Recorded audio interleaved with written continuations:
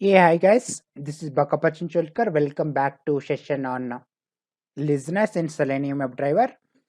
In this tutorial, we'll discuss the importance of listeners in Selenium WebDriver, what are listeners and how to implement listeners in the Selenium automation framework or Selenium Cucumber framework. So I'm covering first tutorial on listeners, that is all about the basics, how to implement the listeners. That is first tutorial on how to implement listeners in Selenium Cucumber framework.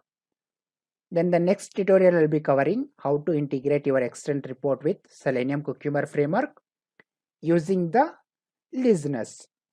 And the next tutorial I'll be talking about how to update test case status, pass, fail, skip into your Excel file using the listeners. So let us implement the basic listeners in a Selenium Cucumber framework. So let us jump to the Eclipse IDE. So here I'll quickly create one simple package. Under that I will create a single class. So first I'm creating the package. So here I'm specifying the com dot test automation dot. Here I'm specifying the listeners as the package name at the end. So that's it. I will click on finish button.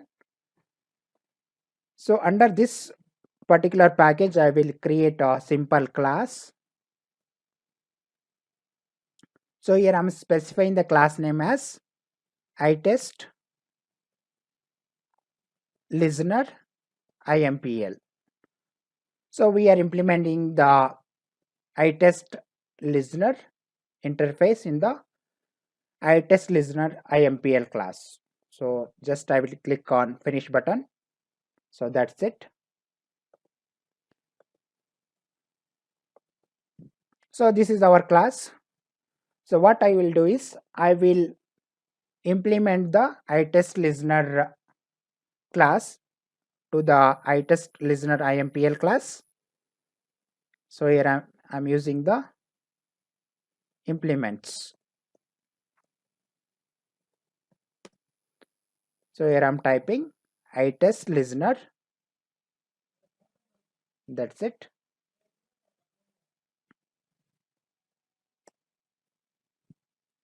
So that's it. So first you need to import the itest listener. So that comes from the org.testng. So that's it. And this is the main important thing. So first, after importing the itest listener, you need to import the all unimplemented methods which are there in this particular interface. So if I take my mouse on that itest listener MPL class, so it is giving you the option add unimplemented methods. So select this particular option. If I maximize this,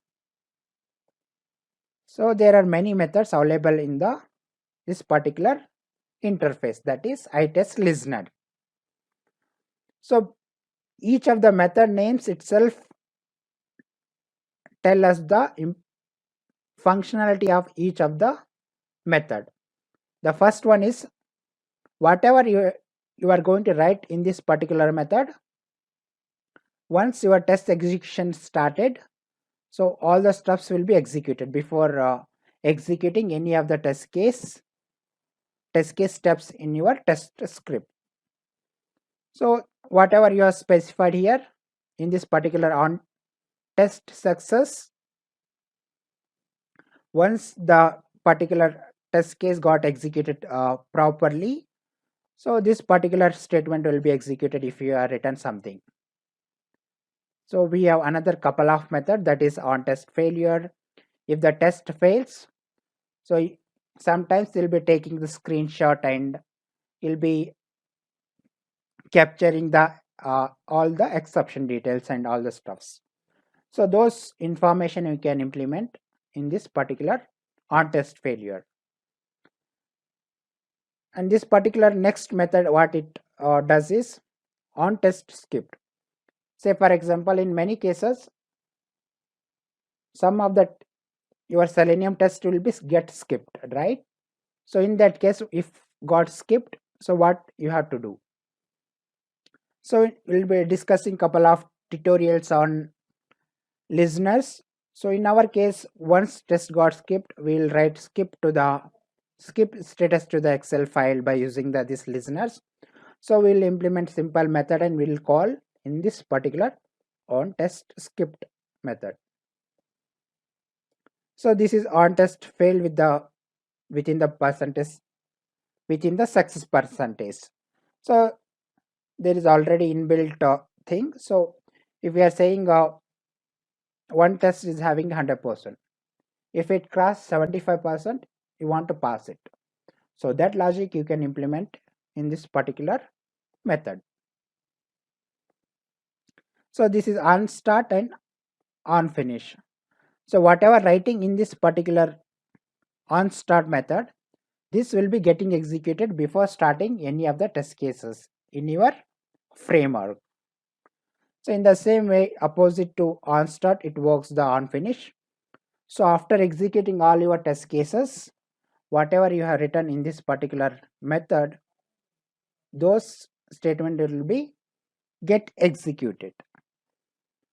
So let us write some system.out.println. So we will understand the functionality, how exactly this on test and the on finish is functioning in this case. Yeah. So let us delete this line.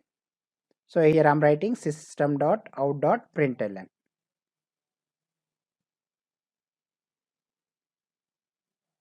So I'm going to print on the console execution started on UAT environment.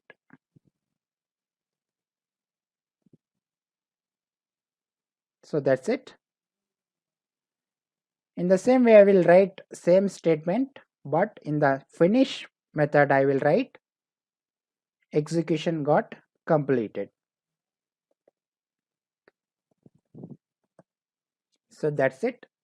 So this particular method, whatever you have written in this particular method, those statements will be get executed before starting any of the test case execution in your framework. And in the same way, this particular method will be getting executed after finishing of all the test case execution in your framework. So that's it. So we have implemented on start method and the on finish method.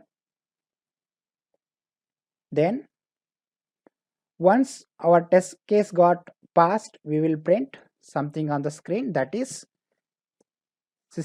system dot. So I am writing statement under the on test success. That is nothing but once your test case got passed, so what you have to do.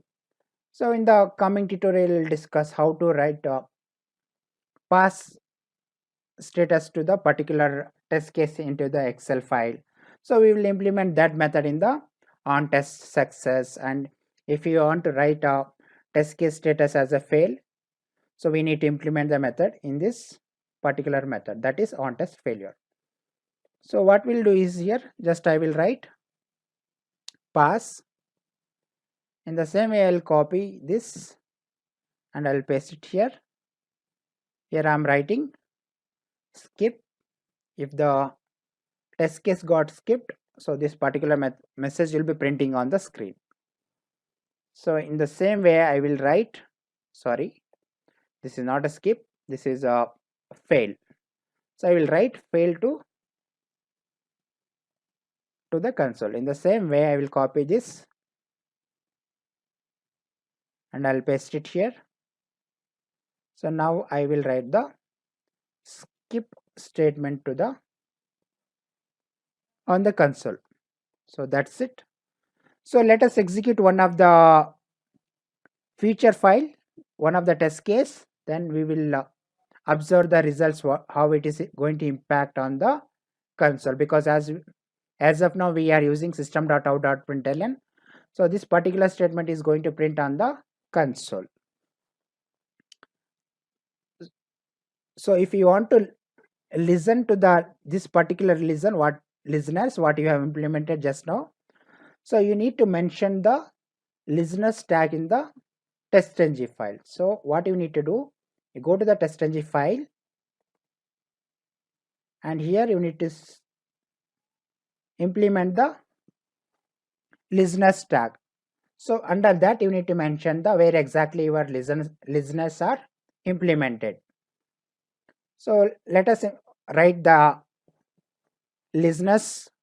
So we can mention the what we have implemented listeners. So it can listen to a test execution, and based on that it can perform some action. So here I'm specifying the listeners. So we need to use the listeners as a tag. Under this you need to specify the one more tag called listener. So we are specifying the one property, that is class name. So we need to specify the fully qualified class name of what we have implemented, the iTest listener. So I will right click on this particular class and I will copy the fully qualified name. Then I will go to the test.xml file and I'll specify it here. So that's it. So let us execute one of the scenario in our case. So what I will do is I will go to the scenario. I'll take one of the future file here. So I will open this YouTube channel validation.future file. So I will copy this particular tag so I can execute this particular scenario. So this particular scenario we have implemented while discussing page object model with Selenium Cucumber framework. So I will copy this particular tag name and I want to execute this particular feature file. So I will go to the runner class. That's it. Here I'll just specify the tag name what we have copied just now. So it can execute that particular feature file. So if I execute now this particular testng.xml file,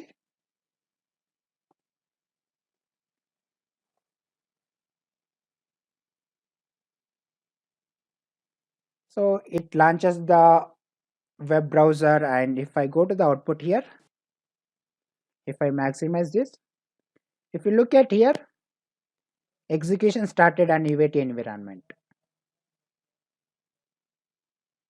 So our test got passed because there are 0 failures and the 0 skips.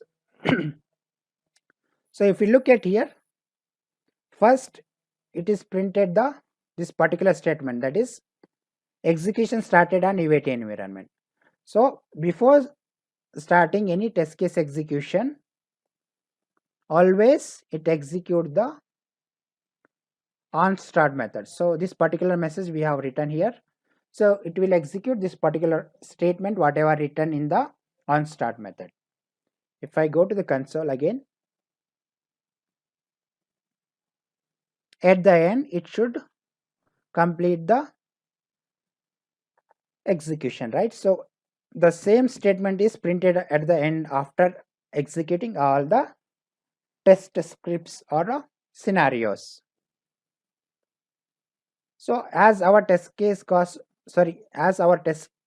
got passed, so that's the reason here it is printing as the pass as the value on the screen. So this particular value we have specified in the listeners, that is on test success. So this particular message is printing on the screen. So if this particular test case execution or a future file or a scenario got failed, so it will print the whatever you have written under the on test failure. So in the next tutorial discuss how to implement extend report with Selenium Cucumber framework, and And the next tutorial I'll be covering on how to write your test case status into Excel file by using these listeners. So listeners are very important in any kind of framework implementation. So we'll discuss, and also we'll discuss many more things on listeners, and at the end we'll discuss like how to capture the screenshot by specifying all the code in this particular method. So many more tutorials are coming up on the listeners. So that's all I have in this session. If you have any questions, please comment in the comment section. So if you like this video, please click on like button and also share with your friends and colleagues. And don't forget to click on subscribe button. Thank you. Thank you so much for watching tutorial on listeners in Selenium WebDriver.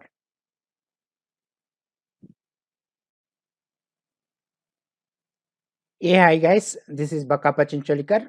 Welcome back to tutorial on how to develop Selenium Cucumber BDD framework. In the previous tutorial, we have discussed how to implement basic listeners in Selenium Cucumber framework. In today's tutorial, we will talk about how to generate extent report version 4 in Cucumber with Selenium framework by using the page object model concept. So let us jump to the Eclipse IDE.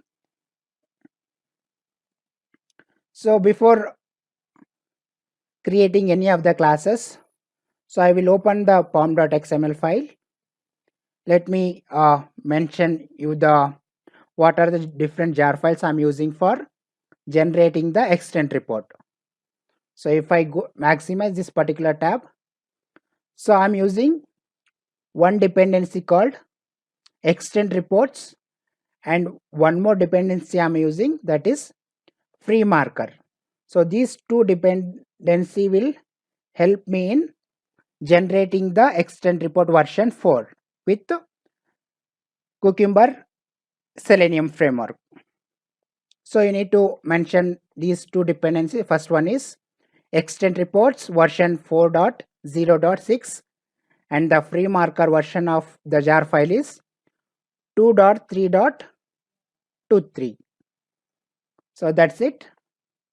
So let me close this pom.xml file. So I'll go to the source here. So in the previous tutorial, we have created this particular package com.testautomation.listeners. Under that, we have defined one simple class called iTestListener IMPL class. So this is a simple class we have defined. So I am going to create a simple class under the listeners package. So class name is, I'm going to provide you the class name here as extend report listener. So here I'm creating the simple class. So here I'm specifying the class name as extend report listener. Then I will click on finish button. So that's it. So let me copy all the code from this particular text file. So I will explain you the line by line what exactly each of the lines are doing in this particular class. So just I will paste it here in this class. That's it. I will maximize this particular class. Before explaining this code, first I will import all the related packages. So that all comes from the com.eventstack.extend reports. So now I am importing extend reports. Then I will import the extend test. Then still we have many other inbuilt methods we need to import. That's it. So you need to import the WebDriver. So don't worry about the code. I will explain you each of the lines, what exactly the functionality. So just import as of now. So that's it. There are no errors in this class. So first I have created a simple method called setup, the return type of this particular method is extend reports. So this is a path where exactly my report is going to generate. So before explaining this code, I will create one simple folder under this particular project called reports. Under this particular folder, name of the report will be extend report.html. So as we are generating the HTML reports, so I'm specifying the .html format. So this name can be anything you can specify. It is not mandatory. You can specify extend -report.html. You can give any name.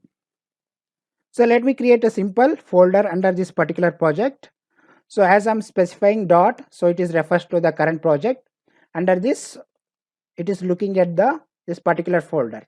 After that, it is going to generate the this extend report.html file. So let us create the simple folder in the same project. So here I'm just creating the folder. So I will click on next button. Here I will specify the folder name as reports. Under this particular folder, my extend report going to generate. So we have got the reports folder under the current project. Then simply we are specifying the location in the next line by creating the object of HTML reporter. Then we are setting the document title. After that, we are setting the report name. So document title is nothing but the tab name. Say for example, if you whenever you open any of the HTML file, there will be a title. I mean that particular tab name. So that we are going to write here. You can specify anything here. So that particular name will be displayed on the tab. So we will, after generating the report, we will modify these stuffs and I will show you how exactly it is impacting on the report. So after that we are setting the name. So I'm giving the automation test report. This is the set theme. So here I'm using the setting the color for the my extend report. Then simply I'm printing one line. So extend report location initialized. Then I'm by using the report object, I'm calling to the start method. After that I'm creating the object of extend reports. Then I'm attaching all this report. So whatever we have setted the properties for this particular all report location and document title, color of the HTML, color of the extend report and all. So next, another set of properties I have mentioned here. So basically this information will be displayed on the dashboard. First one is the application name. So application name I have specified the YouTube here, and this is the inbuilt method, so it gets the operating system name. So after that, so in another property I have specified username. So I'm using the system.get property. I'm mentioning the user.name. So this automatically it gets the this particular system name. And after that I'm writing system.out.println. All after setting the information, just I'm printing this particular message on the screen. So at the last I'm returning the extend type. So once it is done, so this particular method I'm going to call in the iTest listener. So we'll move on to that particular class once I'm done explaining with this particular class. So this is the one method I have set up. So in this particular setup method, just we have specified where exactly our extend report has to be generated, and what is the application name, and what is the document name, what is the report name, and color of the HTML, color of the extend report name we have specified. So that's it what we have written in the setup method. So one more method I have called test step handle. So this particular method I have written for to handle the exception. Say for example, in one of the steps, if that particular step got failed, so how to print our information, exception details into the extent report. So this particular method, it is taking the argument as test case status. So based on the status, it is going to print the message on the extent report. Then I have taken the WebDriver object. Then one more parameter I have taken extent test, and one more parameter I have taken throwable type. So first test case status I am taking because based on this I can perform some action. So here I have used the switch case. So if it is fail, only this particular case will be going to get executed. Say for example, whenever the test got failed, that time our browser will be not closing. So I'm handling in this particular step. So driver I am using because whenever that particular test case got failed, so we need to capture the screenshot. Basically we need to capture a particular screenshot of the any screen. We need to have the driver object. So extent test I'm using because to write the exception details. So here I'm basically in these two lines, what I'm doing is in the first line, just I'm writing this particular test case is failed. So this particular message is printing in the red color because I have specified here the red color. So you can specify any of the color, you can highlight this particular text that is called test case is failed. So in the next, by using this extent test, I'm going to write the fill in stack trace information into the extent report. So then I have throwable. By using this throwable, I'm going to write the all the exception details into the extent report. So whenever that particular test case got failed or any test step got failed, this particular case condition is going to execute it. So next I have used one more pass case. So I'm not worrying about this particular case. Simply I have defined. We are not using this particular case as of now. So just be clear with this setup method and the test step handle. So that's it in the extent report listener. So let us move on to the iTest listener implementation. So in this class, what I will do is first I'm going to declare the simple variable called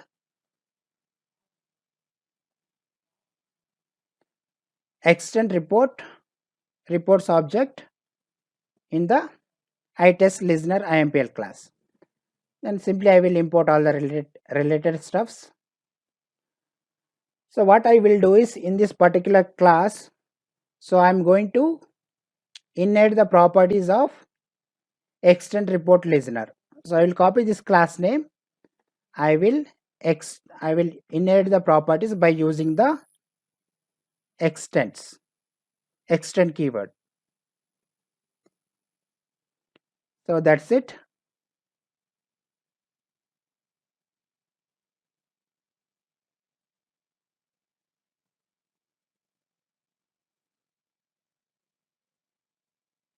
Just a second, guys. So here I'm specifying the extends keyword. Sorry, it is extends. So I have inherited the properties of all the properties which are there in the extend report listener. So then I have declared this particular variable. So what I will do is on start method, just I will call to the this particular method, the setup method from this particular class. So on start method we have in the down. So let us go and call to the setup method which is there in the extend report listener class. So I'm calling this particular method in the on start method in the iTest listener implementation class. So on finish, what I will do is just I will flush all the stuffs. So in this particular case, sorry, just I'm flush is nothing but it is going to close the all the properties which is all the connections which is open to the extend report while generating the extend report. So that's it. So in the iTest listener implementation class, just we have declared one simple variable, that is private static extent reports. This particular object I'm using in the down here. So just the return type of this particular setup method is we have extent reports type. So that's the reason I'm assigning to the extent object. Then at the end, by using this particular object, I'm flashing it. So I'm closing all the connections which are created to while generating the extent report. So that's it guys, we have done with extent report setup. So let us move on to the one of the feature we have discussed while implementing the page object model with Selenium Cucumber framework. So here I'm opening the YouTube channel validation.feature file. So this particular feature file we are going to use to generate the extent report. So just I will open this particular step. So just I will maximize this class. So that's it. So what it does is simply let me execute before implementing the extent report. So I will copy this particular tag name. Once we have executed successfully, I'll go to the runner. We will implement the extent report with the page object model class. So simply I will define the tag name as annotation UAT testing 2. So just I will run this particular suit. So the scenario for this page object model with Cucumber Selenium framework is it opens the youtube.com and here it searches with some keywords. Then it will click on my channel name. Then it validates the title name of this particular tab. So it will verify whether this particular title is displayed properly or not. So it is executed properly. It is total test run is 1 and the 0 failures and 0 skips. So just I'll open this particular feature file. Now I will go to this particular first step. So first step, what it does, simply it opens the Chrome browser with URL. So I'm going to maintain one simple standard in each of the steps. So let me go to the text file. So just I will copy this stuff. So this is a standard I'm maintaining in each of the steps in the step definition class. So I'll paste it. So let me import all the related packages. Before importing, what I will do is I'm going to inherit this particular extent report listener class in the step definition class, that is YouTube validation step def class. By using the extends keyword. So that's it. You need to import that particular package which is there in the com.testautomation.listener. So that's it. So we have copied and pasted here. So what I will do is just I will import the related packages first.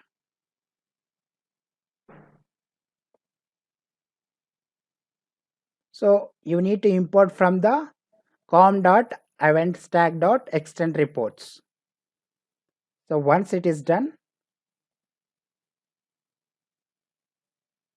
let me import the scenario which is coming from the com.eventstack.extend report. So that's it. So basically we have used this particular driver.quit to close the browser, but in the first step we are not closing the browser, I'm just deleting it. So I'll copy this particular statements, then I will paste it under try block. That's it. So in the first step we are mentioning the future name. So we have specified the future.class. So here we need to mention the future name. So I'll go to the future file. Just I will copy the future name. Then I will paste it here. And next we are specifying the scenario name. So I will go to the future file. Just I will copy the scenario name and I will paste it here. So that's it. Next we are specifying the given keyword. So in the whatever mentioned in the given, just I will copy this particular given statement. So instead of copying this, I'll go to the step definition file. I will copy this particular method name as the given statement. I'll paste it here. That's it. So we have created the future, and after that we have mentioned the scenario name, and after that we have created the simple node. Under that we have mentioned the given keywords. So that's it. Once it is done, what I will do, if everything is got executed, I'm going to use this particular loginfo dot pass. So everything is got working fine. So it will reach to the line number 39 and it will print this particular information in the extent report. So here I'm writing open browser, open Chrome browser and entered URL. So that's it. So that's all I have in the try block. And we have the catch statement here. So if any assertion got failed or anything, any exceptions occurred in the try block, so it will comes to the catch block. So I have explained you what exactly this particular method is doing in the extend report listener class. If I go to the step definition, if I click on this, so here I'm passing the fail because whenever any exception occurred in this particular try block, so it comes to the catch block. So obviously that means so something wrong in the try block. So obviously we need to log the status as fail only. So that's the reason here I'm specifying the fail condition. Then I am passing the driver object. This log information is nothing but just we are returning the object of, sorry, we are passing the object of extend test type, and this is a throwable type. So it, if any exception is there, it will catch us and it will prints in the extend report. If I go to this particular step, so just now I have explained we have used the switch case. After that we have written two case, first is fail and the next one is pass. So this particular case we have used for fail. This particular line, what it does is it highlights the particular message in the red color if in case that particular test case got failed. And next line is for to print the exception details into the extent report. So that's it. I will go to the step def file. So just I will save it. So we are done with the first step. So let us do it same for the next 3 steps. So I'll go to the future file. So I will navigate to the second step. First we have opened the browser and we have entered the URL. Next we are searching for the Selenium tutorial. Then we are clicking on the channel name. Then we are validating the channel name in the particular page, right? So I will go to the second step. So this is the second step I have. So I'll copy the template what I have for each of the steps. So simply I will paste it here. Anyway, I don't require future and the scenario because it is a simple keyword when we need to specify here. Then after that here we need to specify the what are the different keywords we have used for the when. So let us paste it here. So anyway we don't require this particular quit. So this catch statement will be remains same.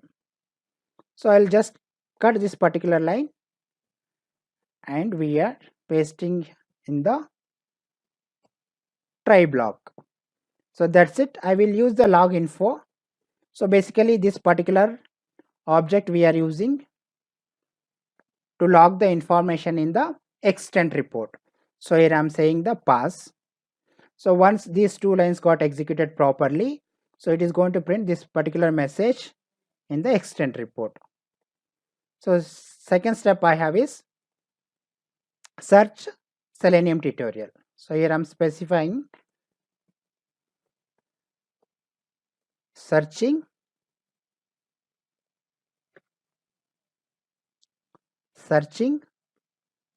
Selenium tutorial. So that's it. So second step is done. So let us move on to the third step. So here we are clicking on the channel name. So just I will copy the template I have for the each of the steps in the step definition class. So I will simply paste it here. So let us delete first two lines.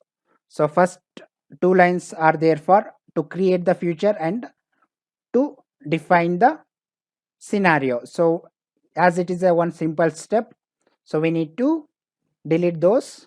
Just we need to specify the whether it is a given keyword or when keyword. So in my case it is a when keyword.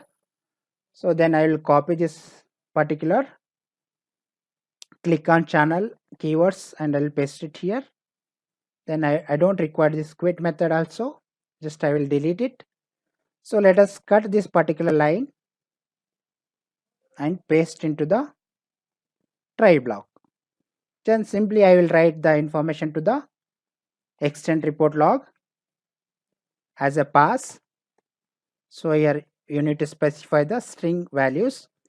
So it is clicking on the channels in this particular step. So here I'm writing clicked on the channel name. So that's it. So we are done with the third step and we are moving on to the fourth step. So in this fourth step what we are doing is we are validating the title of that particular page and the actual value. So that is the actual value and the expected value we are asserting here by using the assert.equals method. So let us copy the template what I have for each of the steps in the step definition class. So let me delete first two lines. So I don't require them. So let us give the then keyword here. Then I will give the step name as the validate channel name. Then simply here quit should be there. So once before quitting, let us cut this information above and just I will paste it in the above try block. So I'll paste it after the login, after writing the step name into the HTML extend report. So in this, let me delete this driver.quit. So that's it. So by using this log info object, what I will do is that is extend test object. I'm going to pass the log information to the extend report. Here I'm selecting the string as a parameter. So here I'll display validated channel title. So that's it. So we are done with almost all the steps. So let us go to the future file. So I am going to rename this particular UAT testing with the extent report. So here I'm specifying the tag name for this particular feature as extend report. So just I will save it. I'll copy this particular tag name. I'll go to the test runner class So I will specify in this particular tags. So as we are generating extend report, I don't need these plugins. So as of now, I will comment all the stuffs here. So let me put the brackets. So that's it. So we are using this plugin to generate the reports, as we are integrating the extend report version 4 with the Cucumber Selenium framework. So let us go to the feature file. Let us verify what we have done till now. So first we have created one extend report listener class. We have defined setup as a method. We have set up all the related to the information to the extend report. Then we have one more method called that to handle the steps in the future file. So if any test case got failed, so how to write those exception details into the extend report. So in the test listener, what I have did, just in the on start, I have called to the setup method. Then in the on finish, we have called to the flush method to close the connection to the extend report. So that's all I have. So after that, what we have done, so we have opened this feature file. Then we have implemented extend report in each of the steps. So first we have copied a simple template and we started creating the future and the scenario name and all the stuffs. And in the catch block we have handled in case this particular step got failed. So it is going to log those exception details to the extend report. So let us verify all the step name what we have logged is correct or not. So we have logged the open Chrome browser with URL. Then next step, search for Selenium tutorial. So if I open this, so here I'm logging the search Selenium tutorial as a step name. So that's it. Let us move on to the third step. So here I'm writing click on channel name. So click on channel name, I have logged in. Then we are passing the log information as clicked on the channel name. So let us move on to the fourth step. So we need to log this particular step. We have entered this particular step in the while creating a node, and we have logged the information. If it is matched, I mean the expected channel name and the actual channel name, so it is going to pass this particular scenario. So that's it guys. Let us go and execute our XML file.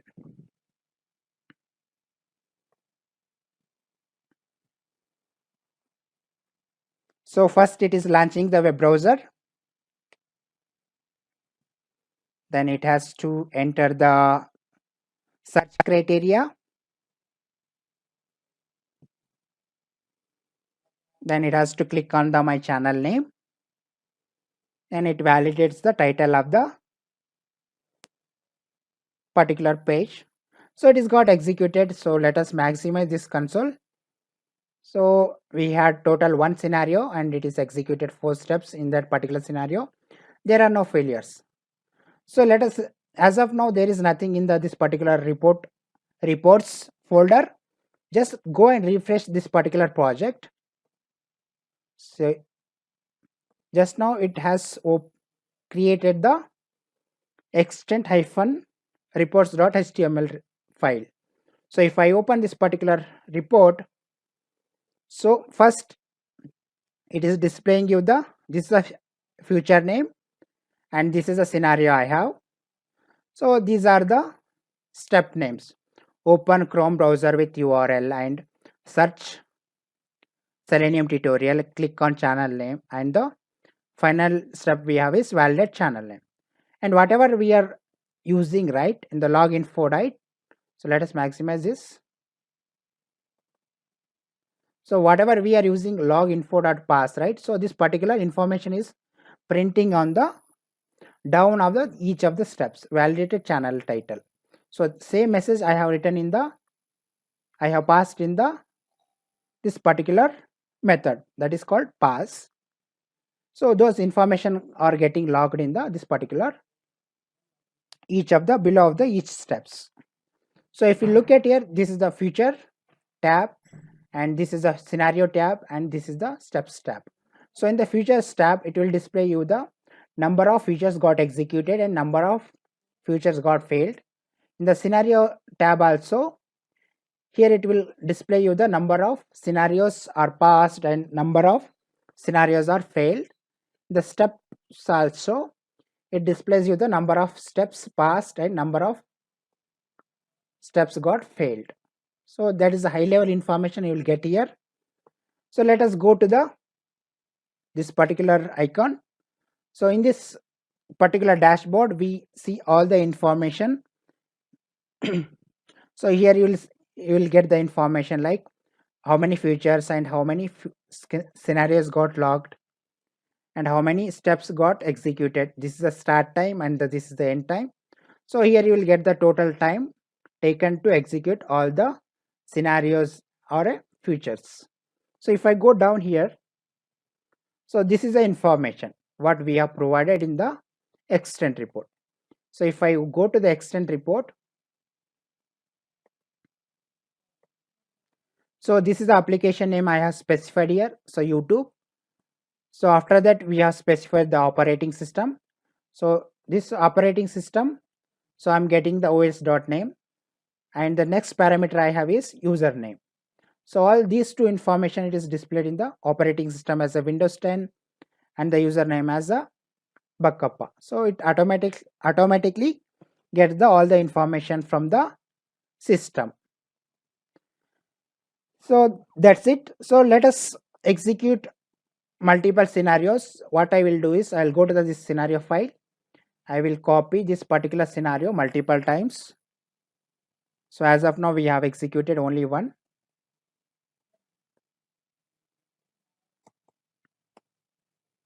So I have copied and pasted the same scenario 4 times. So now the report should show all the information. In our case, it is showing only one scenario got passed and the only one feature got passed.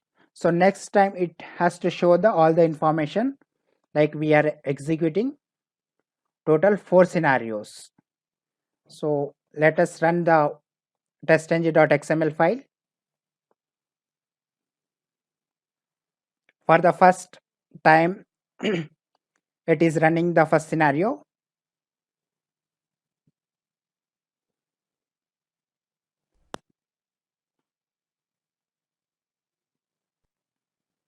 So it is entering the search criteria, then it is clicking on the search button, then it is validating the title of the next page.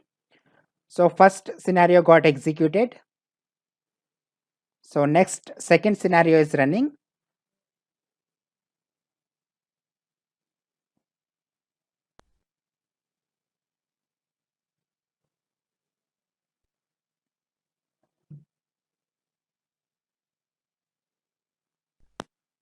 So now 2 scenarios got completed. Now the third scenario is running.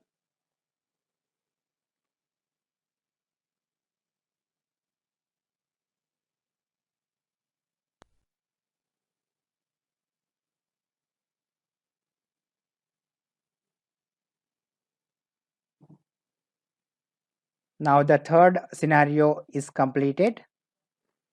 Now it will start running the fourth scenario.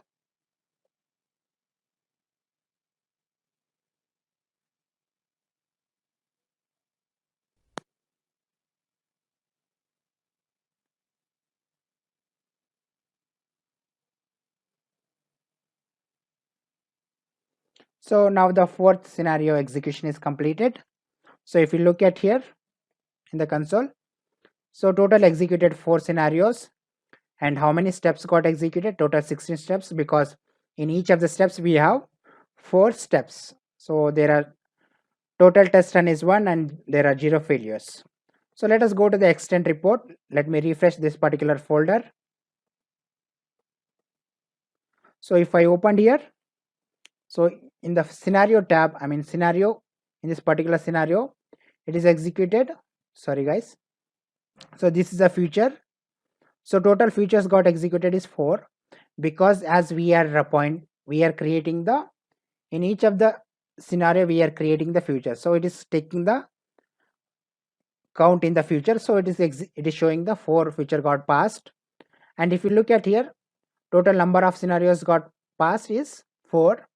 And if you look at in the steps dashboard, in this dashboard it is showing you the how many steps are there in the this total 4 scenarios. There are total 16 steps which is got passed, and there are 0 failures. So if you look at here, so first it is showing in the first scenario, in the second it is showing the second scenario, fourth it is showing you the fourth scenario, sorry guys, third scenario, and the fourth we have the. So as if you look at this particular dashboard, it is showing the total number of scenarios got executed is 4, all are got passed. So if you look at here, all are passed, there are no errors as of now. So what I will do is I will just forcefully I will fail this particular one test case, and we will see that particular exception details are logging in the extent report or not. So what I will do is, in the future file, simply I will delete all the stuffs here because I don't want to run all the 4 scenarios. I don't want to fail all the 4. So I'll go to the validate channel name step. So here this is our expected value, right? Just I will delete yes first test case, sorry guys, let it be yes. But what I will do is I will just delete e character in the expected. So now it will not match because expected is different and actual will be different. So it has to write all the exception details into the extent report. So let us quickly execute our testng.xml file.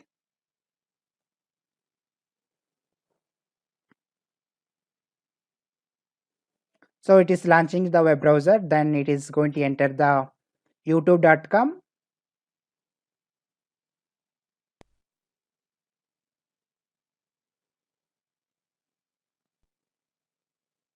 Then it has entered the search criteria, then it is clicking on the channel name, then it has to validate the title of that particular page. So if you open this particular console, so it is saying all 1 scenarios and the 4 steps got executed. So if I go to the extent report, just I have refreshed this particular folder. So if I open this particular HTML report, so if you look at here, so this particular scenario got executed. This is the scenario name we have. This is the future name we have. So in the final step, it is got failed. So it is highlighted in the red color. So this particular red color can be any color. So that depends on you how you are going to set in the this particular property. That is, in the extent report listener, we are going to say here as a red. So if you specify different color, it is going to highlight in the different color as well. So if we look at this particular exception details, so it is saying channel names are not matching. So this is the expected. So what we are getting is yet one e extra we are getting. So that's the reason it is got failed. So you will get the all the information in the logs, and also you will get the information, failure information in the this particular icon. If you click on this, so here it will tell you the which future file and which is the scenario, and here you will get the all the information, whatever the exception details are displayed in the log, right? So all the information is going to display in the this particular icon as well. So whatever this information will be displayed in the this particular icon also. So that's all I have in this session. So let me show you a couple of things again. So here we are able to see the tab name as automation test report, and here you are seeing the automation test report. these two names can be changed. How? So let us go to the extend report listener class. So here I'm specifying the document title. I mean, we are setting the document title. So this can be anything. So this particular name is displaying in the tab name, that is automation test report. So if I wanted to display as Bakkappa, so here I'm specifying the Bakkappa. So in the next here, whatever we are displaying automation test report, right? So I will mention the, here I'm going to display as cucumber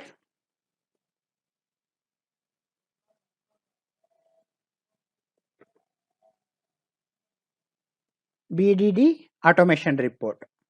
So this particular Bakkappa is going to display in the tab, and this particular cucumber BDD automation test report is going to display in the automation report place.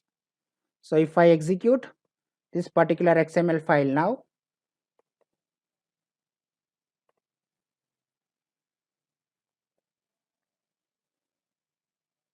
so it has launched the web, sorry, it is launching the web browser, and it is going to enter the URL now, and it has to specify the search criteria.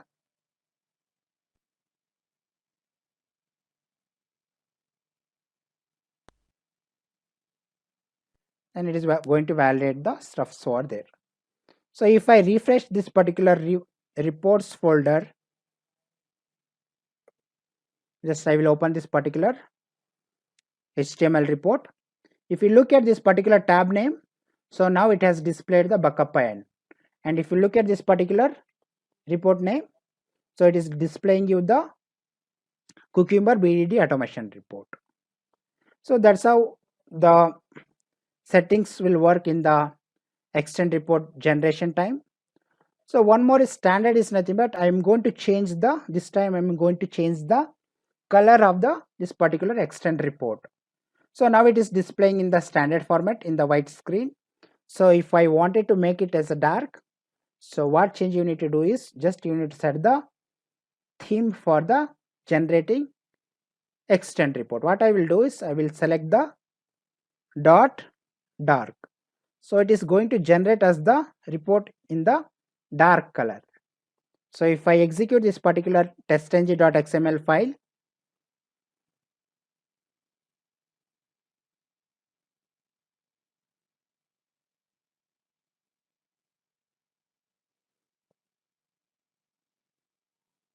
so it has entered the URL.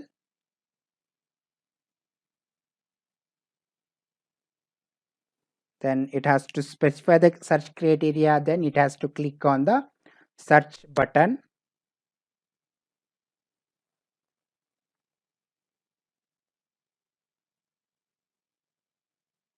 Then it has to validate the title of this particular page. So let us refresh this particular reports folder. And if I open extend report.html, so our report got displayed in the dark colors. So all the information is visible over here. So all the information, because this particular condition is not matching expected value and the actual value. So that's the reason it is getting failed. So that's all I have in this session. If you have any questions, please comment in the comment section. So stay tuned for the next tutorial on how to attach screenshot into the extend report version 4 for the failed script. And the next tutorial I'm going to create on how to attach screenshot for each of the steps.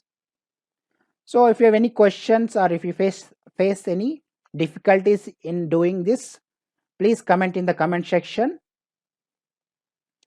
If you want to get more updates from this particular channel, please click on subscribe button. If you like this video, please like and share with your friends and colleagues. Thank you very much for watching this tutorial on how to develop Selenium Cucumber BDD framework.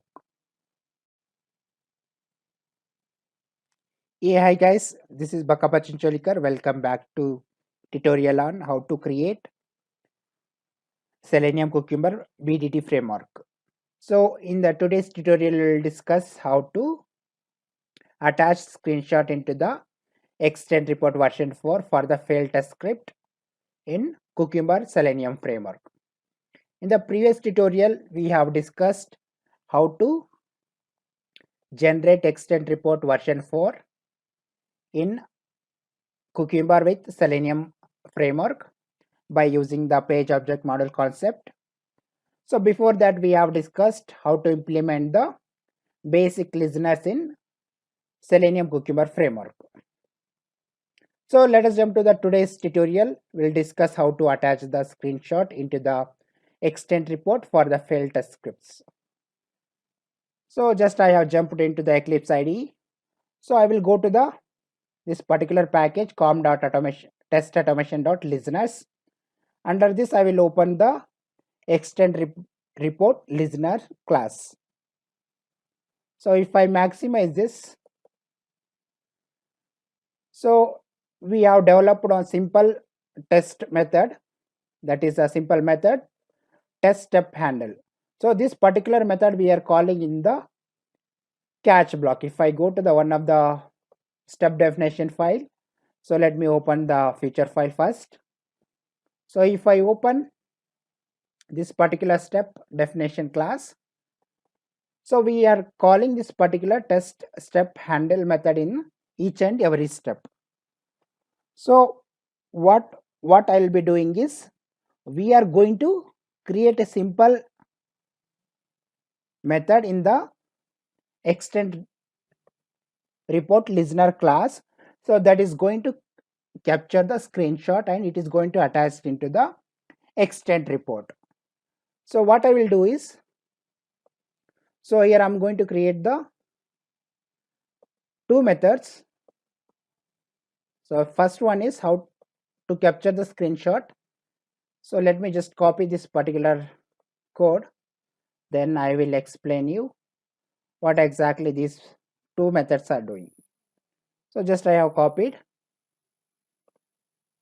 Let me paste it here. So we have two methods. First one is capture screenshot. So it takes the driver object, and one more method I have is get current date and time. So this particular method we have implemented. The reason behind this is, so every time we capture a screenshot, we are giving the name for that particular screenshot based on the system date and time and seconds. So let me explain you this particular method, that is capture screenshot method. So it is accepting the driver object, then we are casting this particular driver object into the take screenshot interface. By using this object, I'm going to call to the get screenshot as output type will be file type. In the destination, I'm just specifying the where exactly my screenshot has to be shared, where exactly my screenshot has to be placed. So before that, so my screenshot will be in the format of .png format. You can specify the format whichever you want. So before that, I have called to the get current date and time method. So this particular method, what it is doing, it is down here only. So this particular method, so just we are created the object of simple date format and the date. So after that, we are formatting it by using the dot format, that is a string method.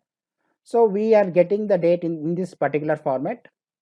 After that, in this particular line number 80, so wherever we find space, just we are removing that space by using the replace method. So say for example, this is the format we are getting the date and the time and milliseconds. So this will be the date, month, day and the year. This is hour, minutes, seconds and milliseconds. So first we are formatting it. After formatting it, we are replacing wherever space is there. Say for example, we have space here, right? So we are removing that particular space, and after that we are removing this particular slash, that is the after month, after dd we have slash, right? We are removing that forward slash. and at the end we have colon, right? So these colons we are removing it by using the replace all method. So finally it is going to return you the unique string name. So that string name we are giving to the our screenshot name. So that's why we are giving the destination. This is where my screenshot is going to store it. So after that we are using the file object.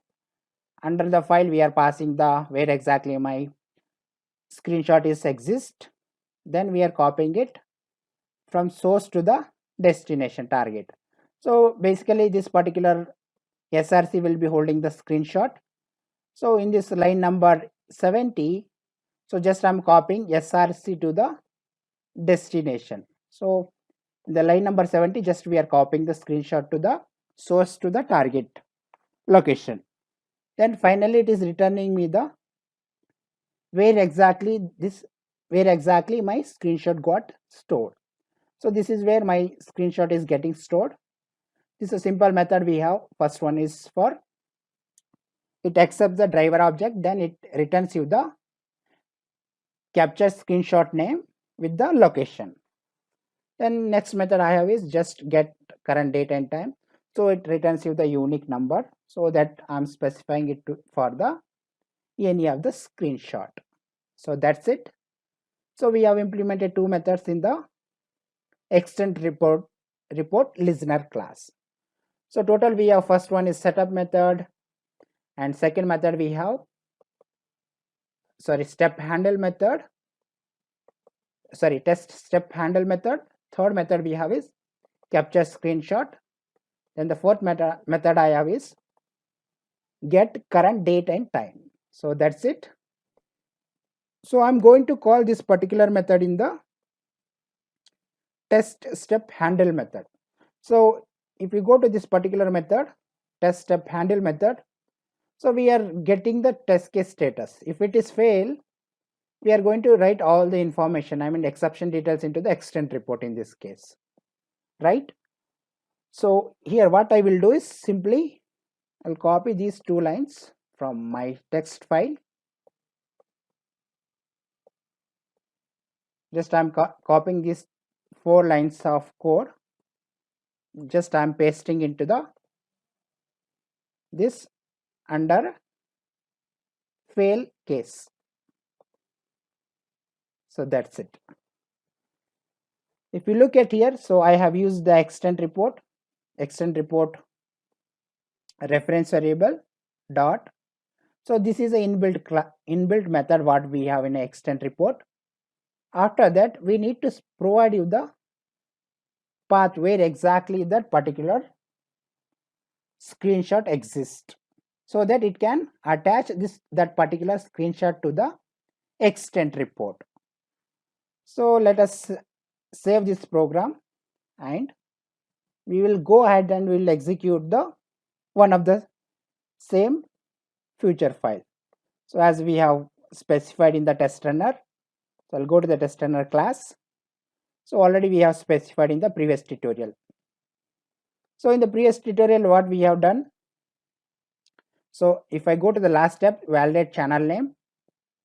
So in this particular step we were failing this particular step because to see whether this particular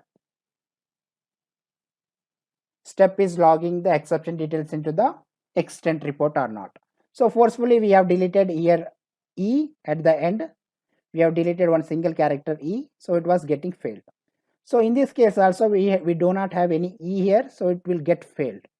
So it should capture the screenshot in this time. So previously we have not attached the screenshot when the test case is getting failed or particular scenario is getting failed.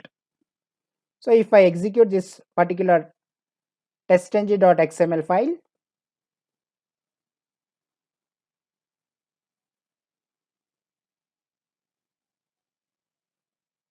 so it has launched the web browser, it has entered the URL, then it has to specify the search criteria. Then it is clicking on the search button, it is clicking on the channel name, then it is validating the title of the web page. So that's it. So let me refresh this particular reports folder. If I refresh this particular report folder, then I'll open this particular HTML report. If I click on this particular screenshot, if see, so whenever we have a fail, then only it is going to capture this particular screenshot and it is going to attach here. So it, say for example, in our case it is failing in this particular location, I mean in this particular step. So it is attaching you the screenshot here. If you click on this particular screenshot icon, so it is giving you the screenshot of where exactly it is getting failed. So this is how we can attach the screenshot to the failed test scripts in the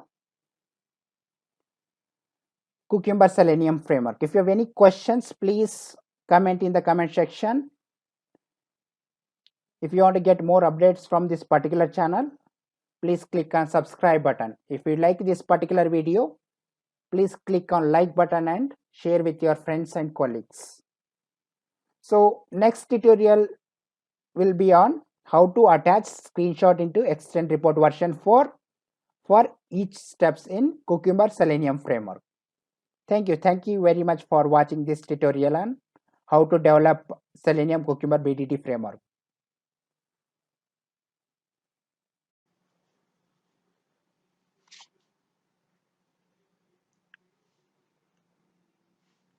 Hey, hi guys, this is Bakkappa Chincholikar. Welcome back to tutorial on how to develop Selenium Cucumber BDD framework. In the today's tutorial, we'll talk about how to attach screenshot into extend report version 4 for each steps in Cucumber Selenium framework. In the previous tutorial, we have discussed how to attach screenshot into extend report version 4 for failed test scripts in Cucumber Selenium framework. Before that, we have discussed how to generate extend report version 4 in Cucumber with Selenium framework using page object model concept. And before that, we have discussed how to implement basic listeners in Selenium Cucumber framework. So let us talk about how to attach screenshot in extend report version 4 for each steps. Doesn't matter whether it is passed or failed. So let us jump to the Eclipse IDE. So in the previous tutorial, we have created a simple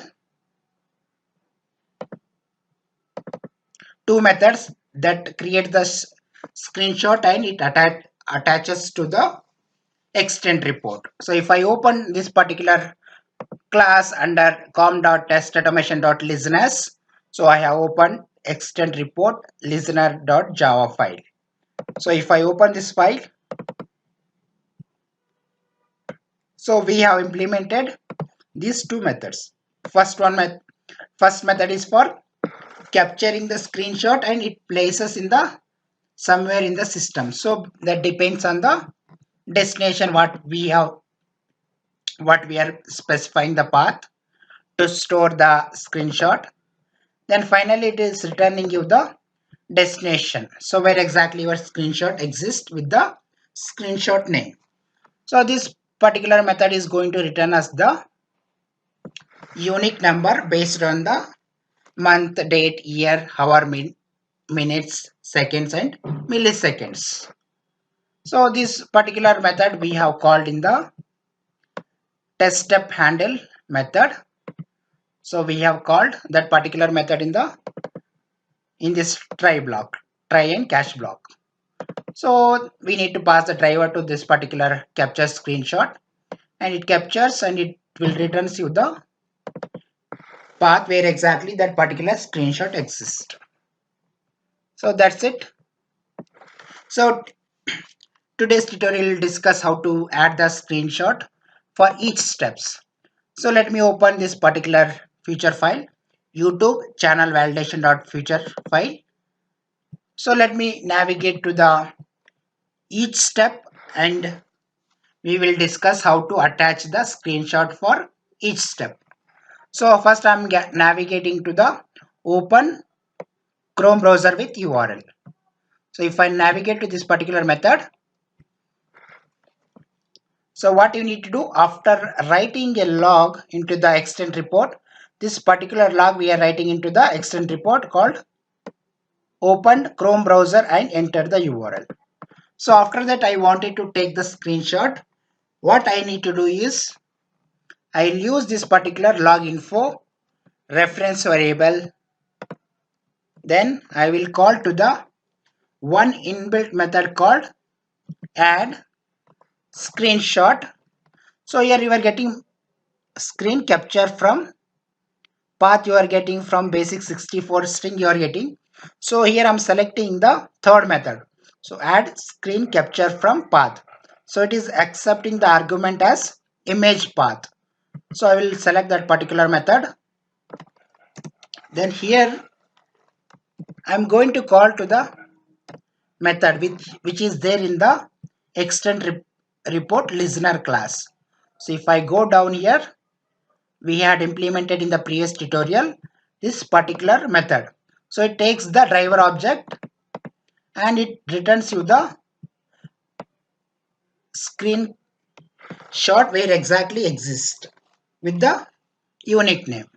So I'll copy this particular name. Simply I will call to this particular method in the step definition class. Then I will pass the driver to this particular method. So that's it. So basically this particular method is returning us the screenshot name and with the path. So I have specified for add screen capture from the path. So that's it. Just I will copy this particular statement.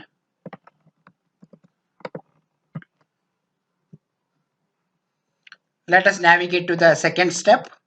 So second step, when we have in the when keyword we have search Selenium tutorial. Just I will go to that particular method. Sorry, step.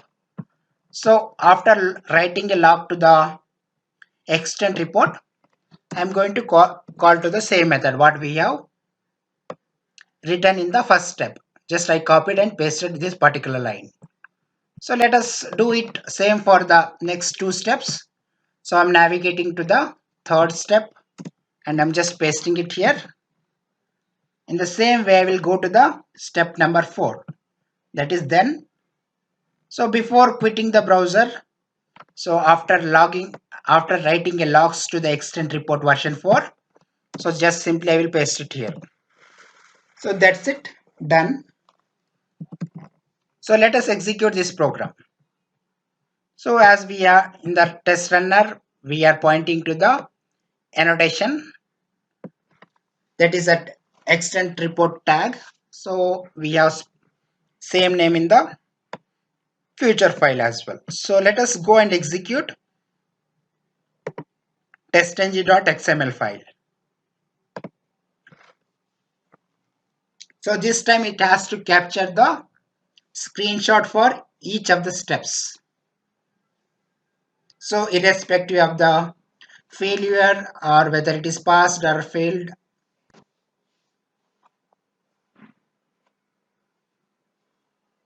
So it is searching with the search criteria, then it has clicked on the search button, it has clicked on the channel name, then it is validating the page title. So that's it, it is got executed. Let us refresh the reports folder. So I will open extent underscore report.html file. So if I open this file, see guys, so in the first step, this is our first step. So if you look at here icon, it has attached the screenshot for each step. So let us open first screenshot. So after entering the URL, so we are getting this particular screen. So in the next step, we are searching the Selenium tutorial. So if I click on this, so it has entered the Selenium by Bakkappa keyword in the search box. That is the second step we have if you look at the third step, click on channel name. So if I click on this icon, see it has entered into the channel, that particular channel name. After clicking on the channel name, it has navigated to the channel detail page. So next step, so as it is got failed, so it will capture that particular screen. So this is how you can add the screenshot for each step in the step definition class. So this framework we have implemented from the scratch. We have created a Maven project, then we have customized our project, and we have created multiple folders to maintain and manage the better code. So that's all I have in this session. If you have any questions or any issues, please comment in the comment section so I can help you on that. If you want to get more updates from this particular channel, so you have to click on subscribe button. So thank you very much for watching this tutorial on how to develop Selenium Cucumber BDD framework. So stay tuned on next tutorial on how to update test case status in Excel file. Yeah, hi guys, this is Bakkappa. In this tutorial, we'll discuss how to execute each cucumber scenario as a test-ng test. So let us go to our Eclipse IDE. So I will give a small demonstration before implementing this particular concept. So I have opened the YouTube channel validation.feature file. So here as of now we have single scenario. So just I will copy the same scenario, just I will paste it. So now we have the total scenario is 2 in this particular feature file. So just I wanted to execute this particular feature file. What I will do is here I will rename this particular tag name with test.ng test. So I will use this particular test.ng test tag name to execute this particular feature file. I'll go to this particular com.testautomation.test runner. So I'll open this particular class. I'll maximize this. Just I'll paste that particular tag name. So I wanted to execute that particular feature file. So just I will run this particular testng.xml file.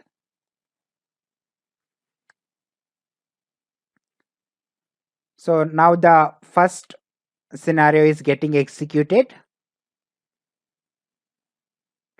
So our scenario, the brief about our scenario is just it opens a youtube.com, then it searches with some keywords.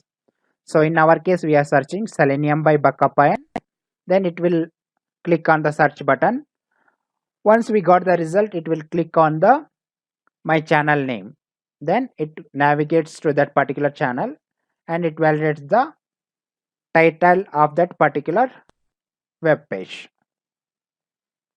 So now the second scenario is almost got executed.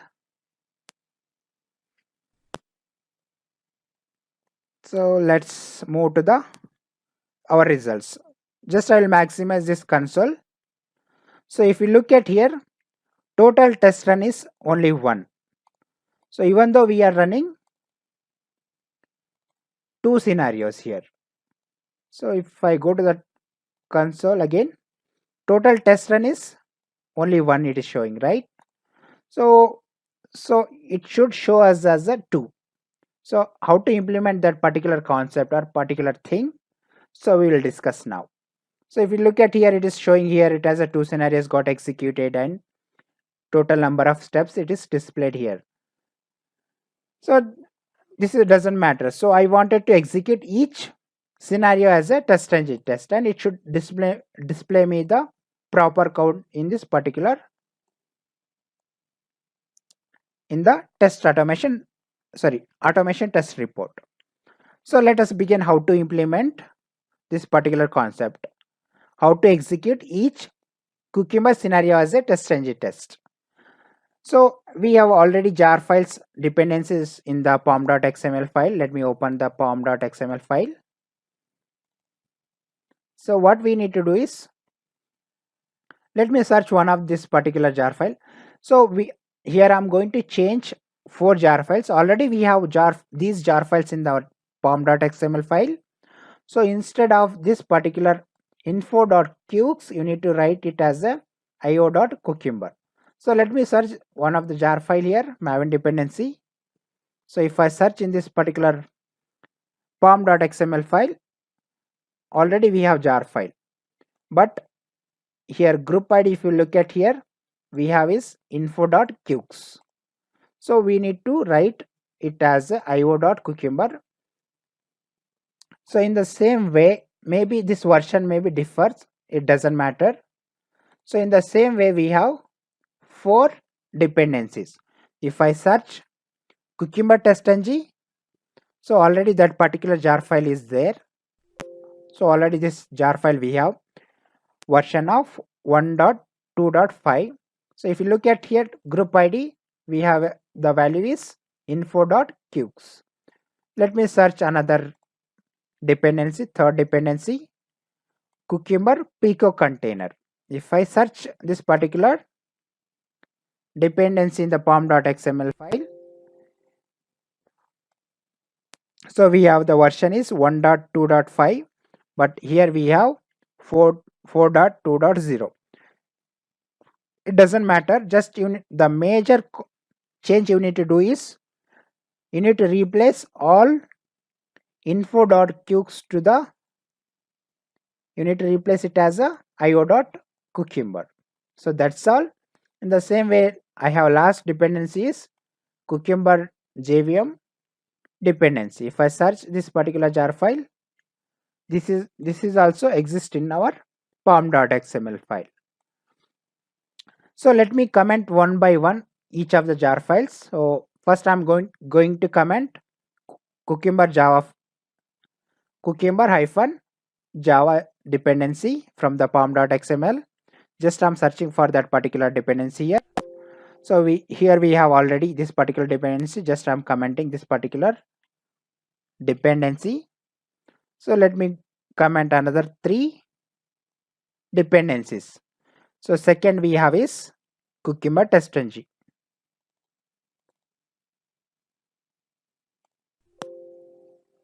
So just I'm commenting this another second dependency. So let me comment third dependency here, cucumber pico container.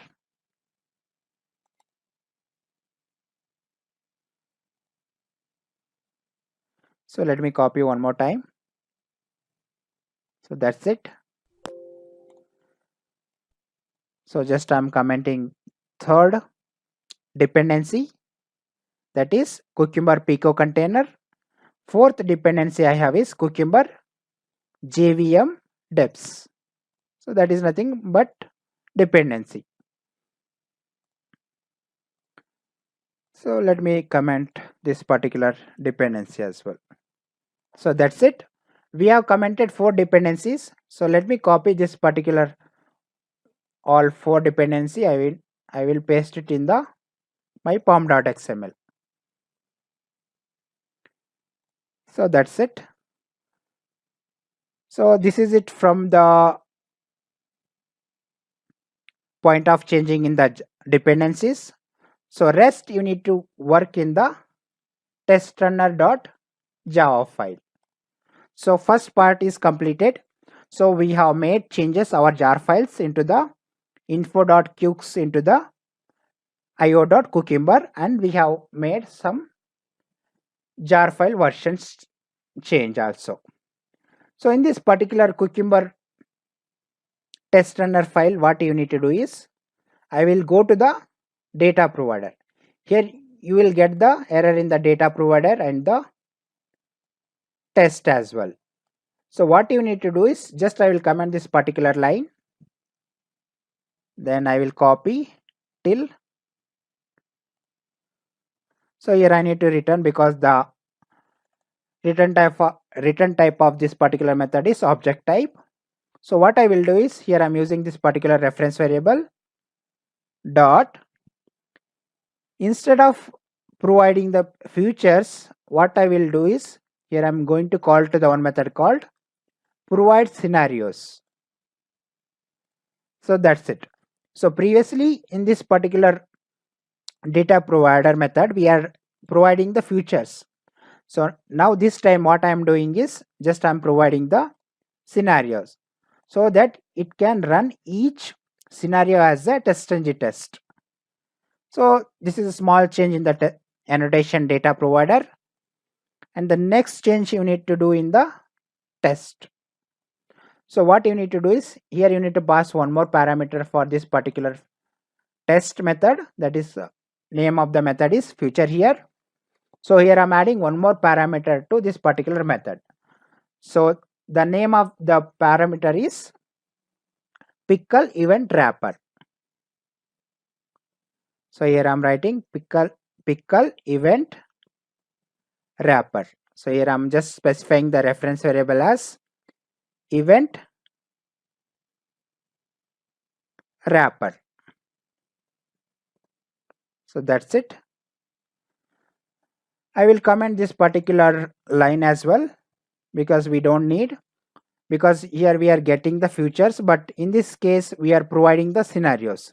We need to execute these scenarios, right? So what I will do is, I will use this particular test-ng cucumber runner reference variable, and I will call to the one method called run scenario.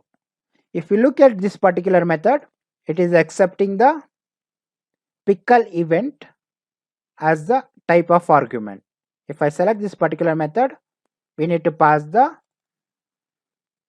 pickle event wrapper as the reference variable or object.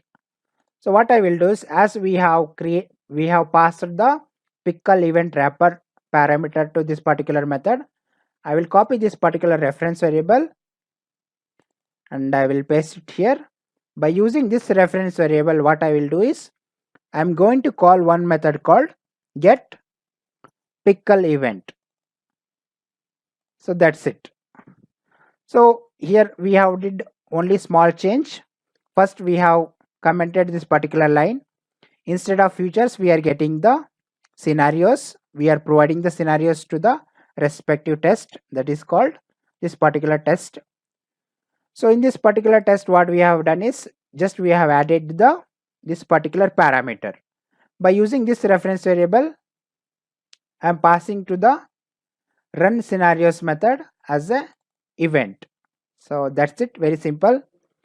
In the firstly, what we have done, just we have added all these four jar files in our pom.xml file, and rest whatever we have already, before we had, just we have commented all those different dependencies. So that's it. So let me run this particular testng.xml file now.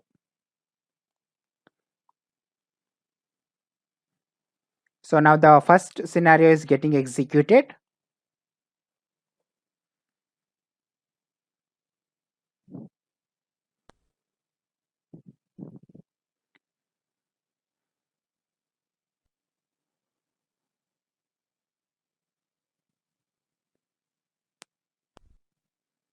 So first scenario execution got completed. So it will move on to the second scenario.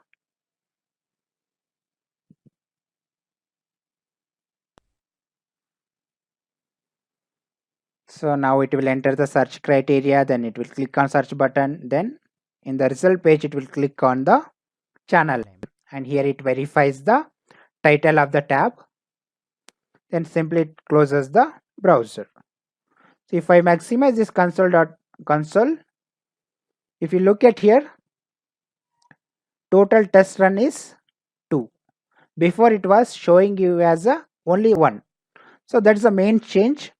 So whenever you are writing something in the test-ng listener and all, it will be very helpful for when you are executing the each scenario as a test-ng test.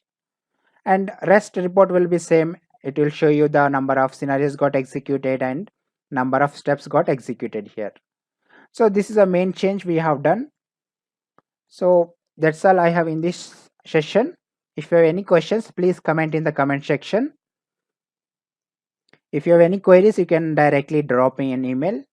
And if you need any details also, you can by asking you can drop me an email. So I will share you the details.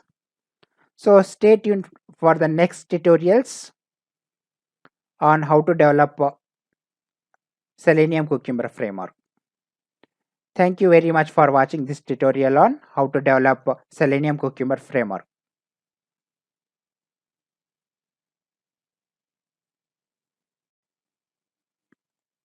Hey, hi guys, this is Bakkappa. In this tutorial, we will talk about how to execute Cucumber scenarios in parallel with Selenium framework. So let us jump to the Eclipse IDE. We will discuss how to implement this particular concept with the framework. So here what I will do is just I will open the YouTube channel validation.future file. So this particular future file we have created when we are discussing about page object model with Cucumber framework. So what I will do is, so here just I have tried before giving this session. So just I have renamed this particular future file with the tag name as parallel testing with Cucumber. So that's it. So just let me explain you what exactly this particular scenario is doing here. In the first step, we are just opening the browser and we are entering the youtube.com. Then in the second step, we are searching for the Selenium tutorial, that is Selenium by Bakkappa. In the third step, we are clicking on the channel name. In the fourth step, we are validating the title of that particular tab. So that's the validation we have done by using the assertions. If you have not visited in the previous tutorials, please go and visit those tutorials to get more insight of this tutorial. So let us discuss how to implement parallel execution in Cucumber Selenium framework. So what I will do is simply I will go to the test runner file here. Just maximize this. I'll go to the test date annotation data provider. So here I will pass the single parameter called parallel is equal to true. Sorry guys. So here I'm passing parallel is equal to true. So that's it. So this is a small change you need to do in the test runner class. So that's it. So when you come down here, we have a testng.xml file. In this file, what you need to do is for this particular suit, you need to pass the another parameter here. So what is that property is data provider thread count. Thread count. So if you look at here, so this is the property you need to pass the value like how many scenarios you wanted to execute at a time. So if I select this particular property, so by default it will execute the 10 scenarios at a time.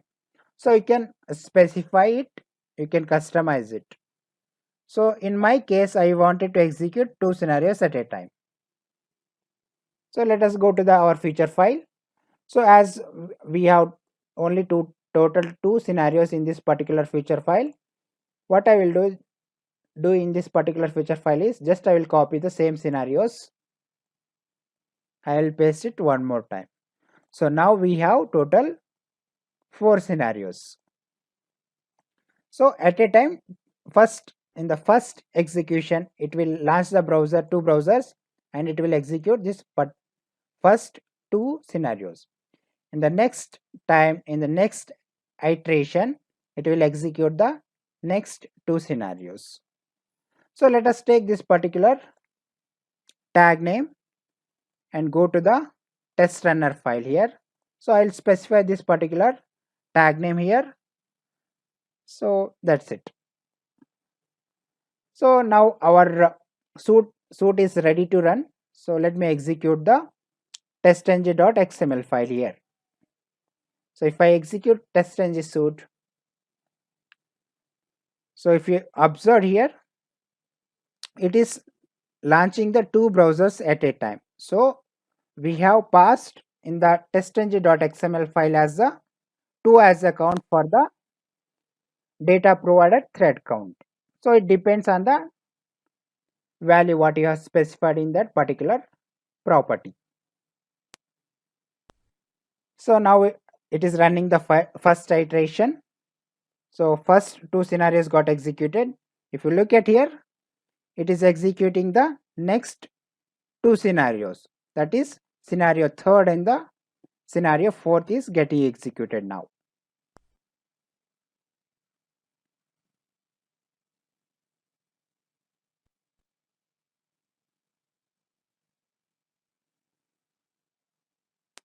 So that's it.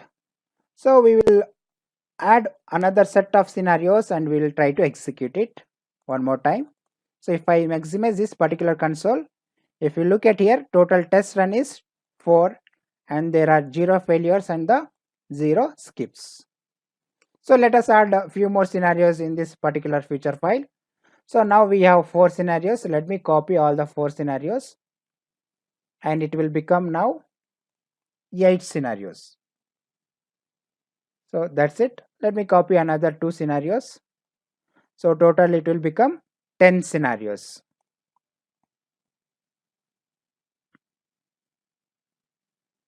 So now we have total 10 scenarios in this particular feature file. So I will go to the testng.xml file. So I will go to this particular testng.xml file. So here I will maximize this. Here I will mention this data provider thread count as a 5 so that it can run at a time 5 scenarios or 5 test cases so that it will complete in a 2 iteration. So if you are executing one by one scenarios by scenarios, it will take a lot of time. So you can reduce that time. So if I execute this particular testng.xml file, so it should be able to launch 5 browsers at a time. So here I'm executing testng.xml file as a testng suite. So if you observe here, so we have launched 5 browsers at a time. First one, second one, third one, fourth one and fifth one. So 5 scenarios are getting executed at a time. So you can try at your end, you can write multiple scenarios in the same file and you can try to execute. In my case, just I have copied already existing scenario only multiple times. So 1, 2 scenarios got executed, third got executed and fourth one is getting executed over here.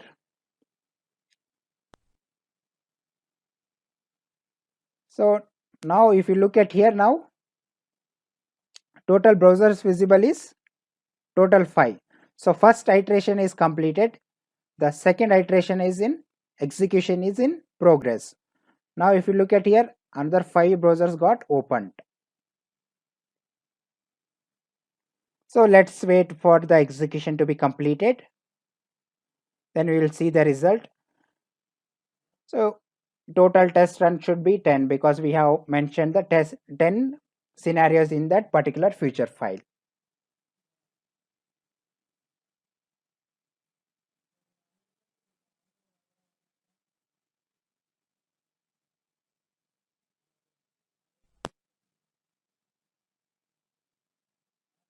Hey, hi everyone. This is Bakkappa. So last scenario is getting executed now. So that's it. So if I maximize this, so we got some error, session ID is null or something after calling to the quit method. Maybe some delay is required in that case. So if you look at this particular statement here, total test run is 10, but there are only one failure and there are 0 skips. Maybe that looks some driver session is null or something. So that's all I have in this session. If you have any questions, please comment in the comment section. So we have got this particular error because we are quitting the browser. So instead of quitting the browser, you need to close the browser. So once execution is completed, if you are using some test engine listener and all, after finishing the execution, you can call to the driver.quit method in the listeners. So this is a very simple issue you can resolve at your end, and let me know if you are facing the same issue. I will help you in resolving that issue. So that's all I have in this session, how to execute Cucumber scenarios in parallel with Selenium framework. If you like this particular video, please click on like and share button. If you want to get more updates from this particular channel, click on subscribe button. Thank you very much for watching this tutorial on how to execute Cucumber scenarios in parallel with Selenium framework.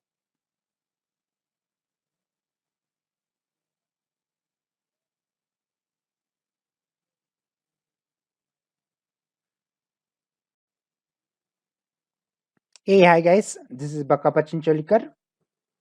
In this tutorial, we will discuss how to group Cucumber scenarios or what are tags in the Cucumber framework. So these are the high level points I have to discuss in this tutorial. The first point I have to discuss is how to create groups like regression testing, smoke testing or UAT testing. And the next point I have to discuss is how to execute Cucumber scenarios by groups or attacks. And the third point I have to discuss is how to declare logical and or condition for Cucumber tags. And the last point I have to discuss is how to ignore particular scenario execution from the suite. So let us jump to the Eclipse IDE without wasting much time. So let me copy this particular feature file, that is YouTube channel validation.feature file. Here I am specifying the feature file name as Cucumber groups or tags. So that's it. I will click on OK button. Then I will open this particular feature file. So I'll keep only 3 scenarios in this feature file. Rest I will delete it. So that's it. So here I'm renaming tag name for this particular feature file as here I'm specifying the tag name as Cucumber tags. That's it. So by using this particular tag name, we were executing previously all the scenarios from this particular feature file. So for example, if I wanted to execute only second scenario, so how do I do that? So that is your question, right? So you might be having this question. So what we will do, right? So first we'll discuss, like, let me give you a high level overview for this particular feature file. Then one by one we will discuss how to create groups, then how to execute the groups, then how to specify the logical or logical and operation, and the fourth point we'll discuss how to ignore the particular scenario execution from the suite. So this particular, let me give you a high level overview on the scenario. So in the first step, we will open the Chrome browser with entering the URL as youtube.com. In the second step, we will be searching for the Selenium tutorial by Bakkappa. And then the third step I'm doing, clicking on the channel name. And the fourth step, just I'm validating the title of that particular tab. So that's it. So just same scenario is copied multiple times. So what I will do is I will create the groups. So by using the tag name, you can assign tag name for the each of the scenarios. So I'm assigning the tag name as a model 1 for the scenario 1. So in the same way, I will copy this particular tag name and I will paste it for the second scenario. In the same way, I will do it for the third scenario. So previously we were using this as a tag name and we are executing all the scenarios. So this time I will use this particular tag name which is surrounded by the particular scenario, and I will go to the test runner file. So just I will paste it here. So that's it. So let me execute the testng.xml file. So as of now we have 3 scenarios in that particular feature file with the surrounded with the tag name as model 1. So it has to execute all the scenarios. So now the first scenario is getting executed.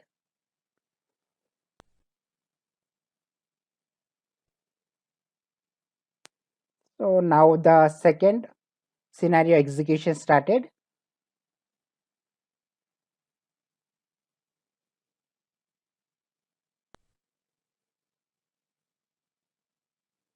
Then it will enter the search criteria.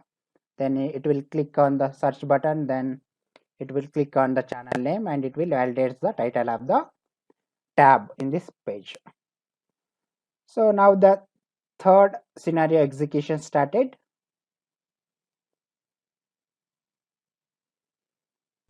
So as of now we have discussed like specifying the single tag name. So now we will discuss how to specify the multiple tag names. So that's it. So now it is got executed. Let me maximize console. So if you look at here, total test run is 3.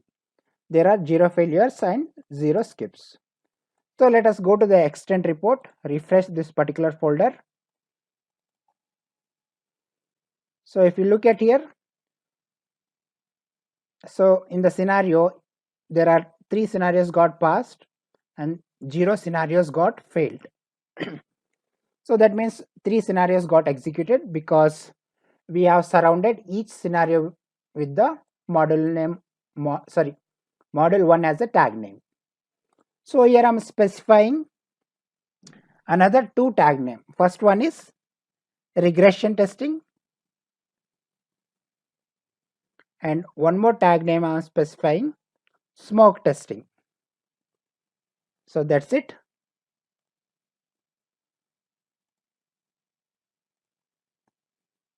So in the same way, I will copy these 2 tag names.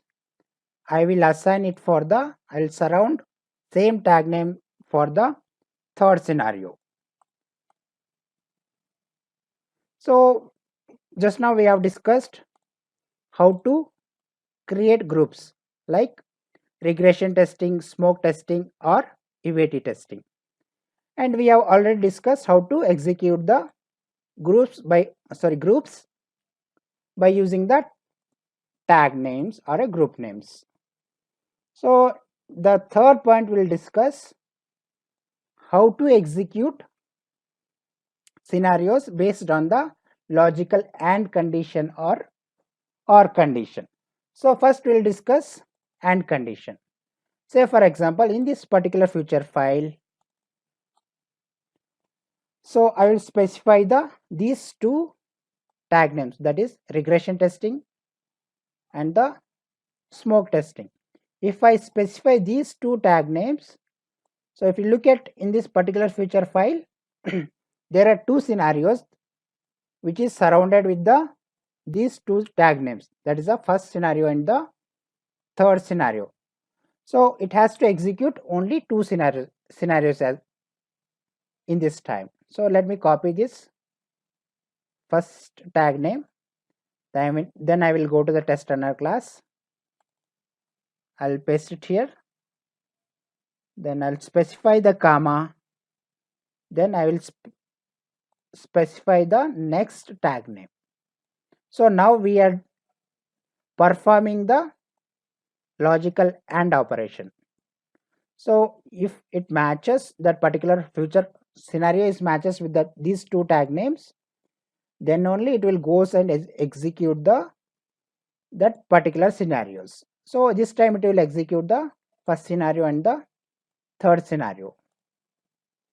So that's it. So let me run the testng.xml file.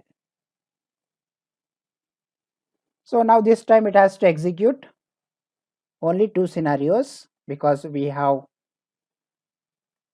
performed the logical AND operation.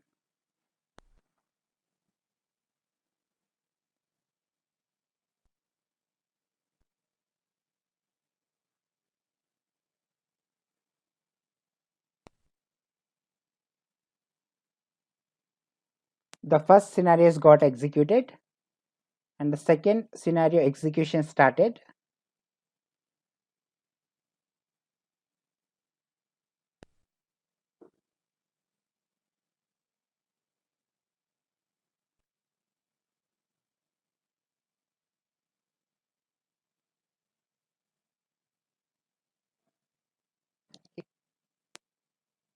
So that's it. Now if you look at the console here, total test run is 2, but there are 0 failures and 0 skips. Let us go to the extend report. Let me refresh this particular folder. So if you look at here, total scenarios got executed is 2. So that's it. So now till now we have discussed how to create groups like regression testing and smoke testing or UAT testing. And the second point we have discussed how to execute the scenarios based on the tags or by groups. And also we have discussed how to perform the logical AND operation. So now we will discuss how to perform the OR condition or how to write a OR condition to execute the cucumber scenarios. So let us go to the runner here. So instead of specifying separately for each of the tags, just if you remove double quotes for the two tags, it will become the OR condition. So simply, as you know already, what is that OR condition? So any of the scenarios in this particular feature file, say for example, let us consider the first scenario. So it is belonging to the model 1, regression testing and smoke testing. So if one of the tag in this particular scenario, it matches to the one of the tag from this particular tag names, simply it will get executed. So as of now, if I put these two scenarios, that is the tag names, regression testing and smoke testing, it will execute the first scenario and the third scenario. So let us execute one more time the same testng.xml file.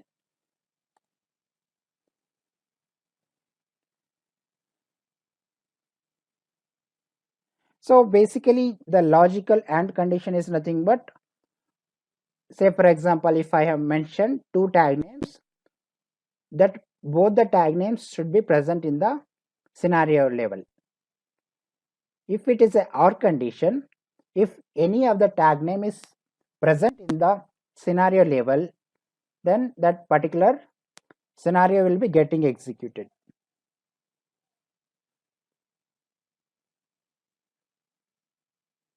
So now the second scenario is running. If you are specifying separately in the string that particular tag name in a two strings, so that is nothing but AND condition. If you are specifying two tag names within a single double quotes, that is nothing but the OR operation. So if I go to the console here, so total test run is 2, there are 0 failures and 0 skips. So that's it. So what we will do is we'll discuss the next point, how to ignore particular scenario execution from the suit. So what we will do, so let us ignore the smoke testing scenarios. So I will execute this particular full feature file. Just I'm not going to execute the scenarios which is surrounded with the smoke testing as the tag name. So I will use this particular tag name to execute entire feature file. I'm going to ignore the only scenarios which is surrounded with the smoke testing as a tag name. So let us move to the test runner file here. So here I'll specify that particular tag name. So this is a tag name we have used to represent this entire feature file, that is Cucumber tags. So if I wanted to ignore the smoke testing scenarios, so simply I will copy this. So you have to specify that in the double quotes. So before that you need to use the one symbol called tilde symbol. So this particular symbol will be using to ignore the particular scenarios execution from the suit. So as of now we have 3 scenarios in this particular feature file. So I'm going to ignore the scenarios which is surrounded with the annotation smoke testing. So that means only this particular second scenario will be getting executed now. So let us save it and we will execute the testng.xml file.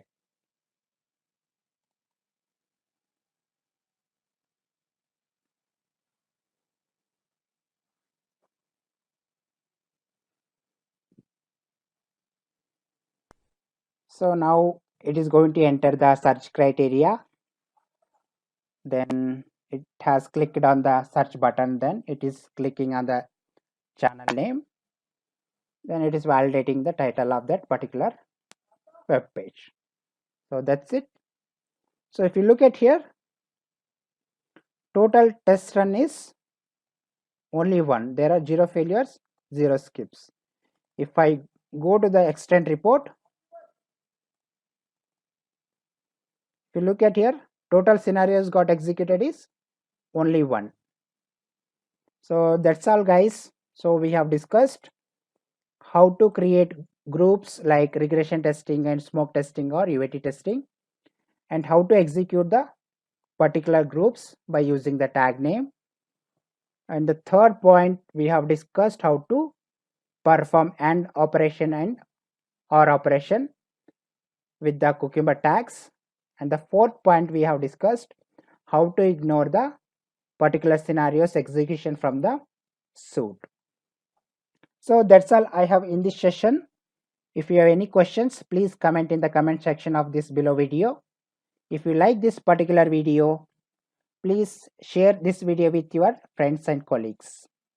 Thank you. Thank you very much for watching this tutorial on how to group Cucumber scenarios or what are the tags in Cucumber framework.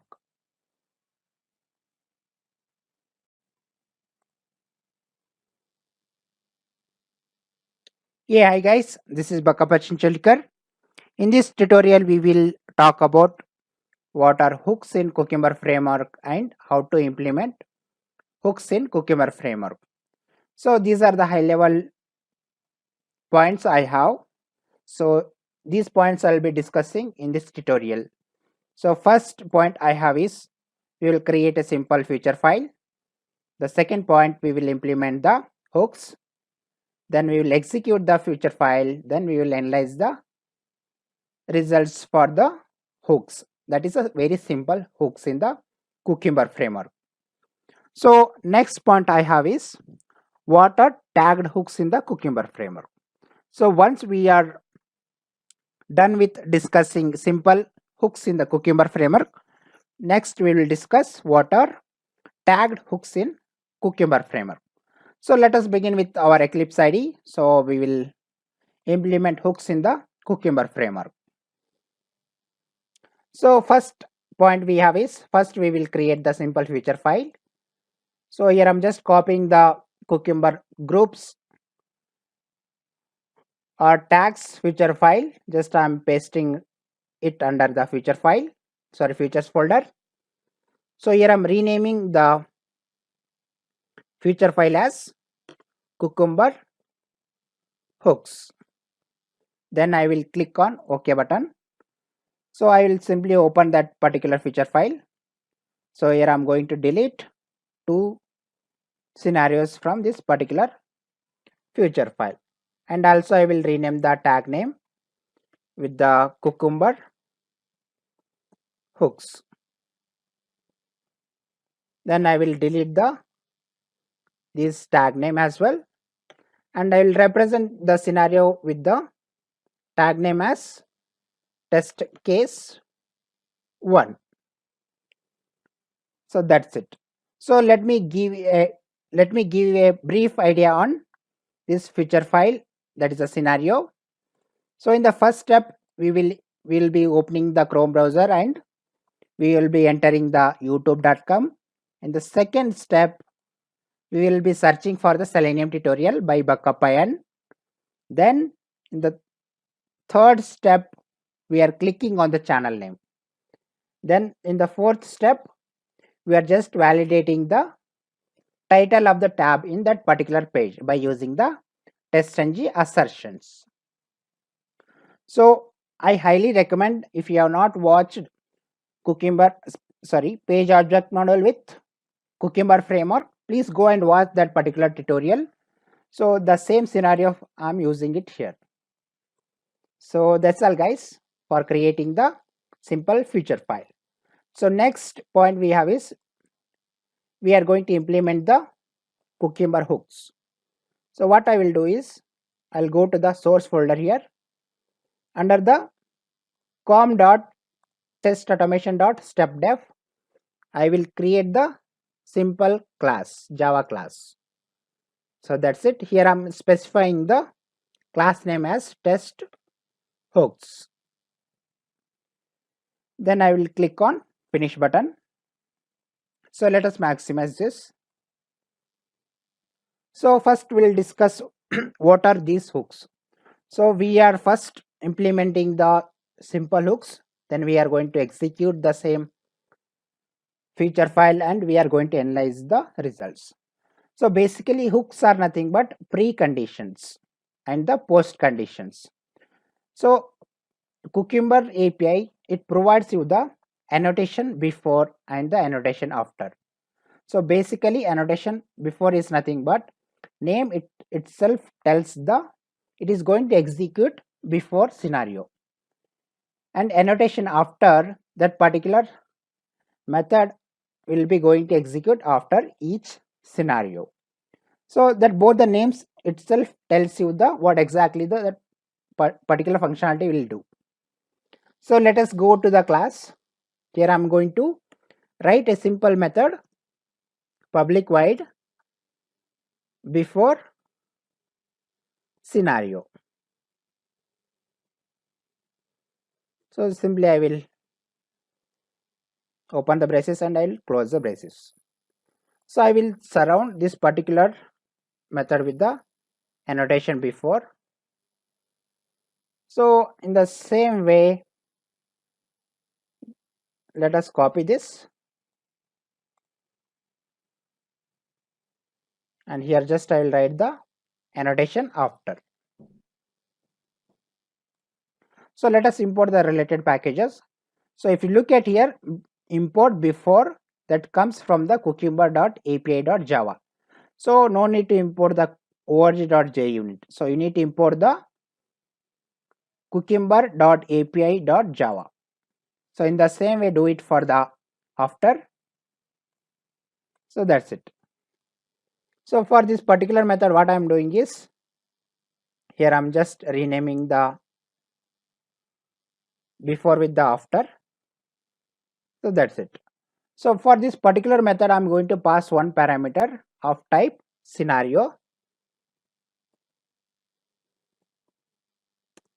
and here I'm specifying the reference variable as scenario type. So if I take my mouse over on the scenario, so you will get the all import related options. So you need to import this from the cucumber.api. In the same way, I will pass this particular parameter to the annotation after also. So here what I will do is just I will use the system.out.println.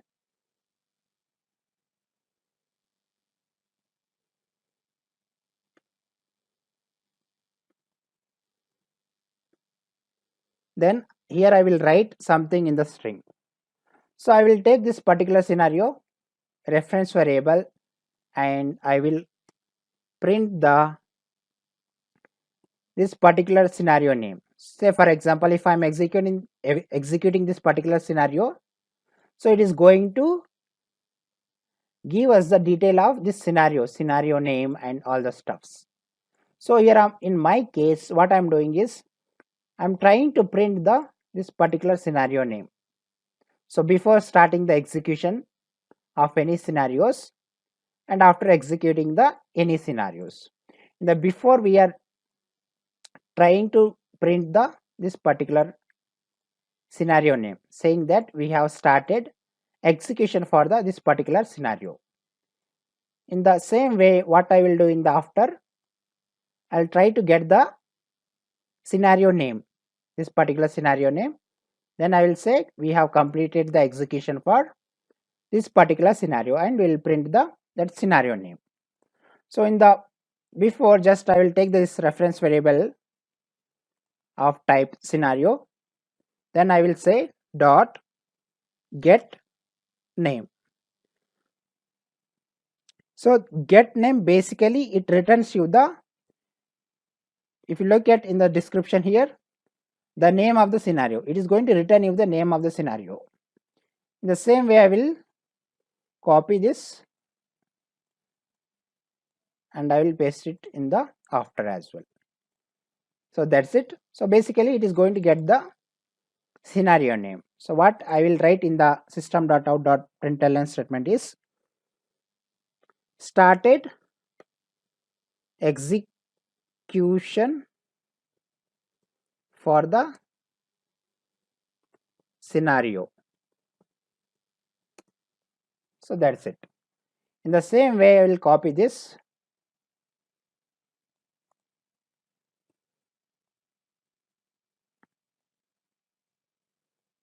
and I will paste it in the annotation after tag. So in the before, this particular before method will be getting executed before executing any of the scenario. Say for example, if like this you have 50 scenarios. So before executing that particular scenario, this particular before method will be getting executed it. So in the same way here I'll write completed execution for the scenario. Then we are going to print the scenario name. So that's it.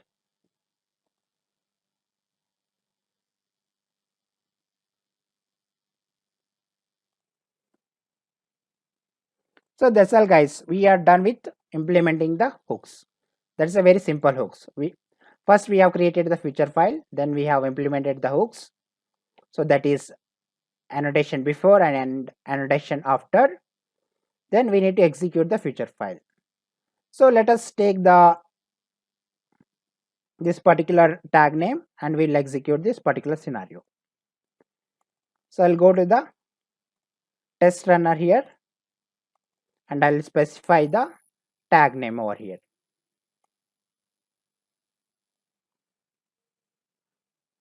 So that's it. So let us go ahead and execute the testng.xml file.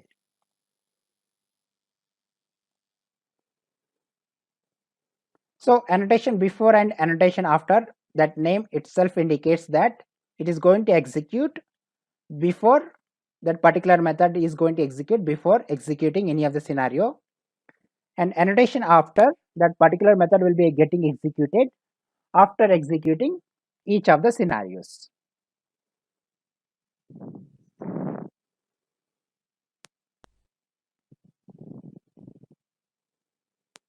So that's it. It is got completed execution. So let us look at here. So if you look at here, the message what we have printed in the system.out.println, right, started execution for the scenario.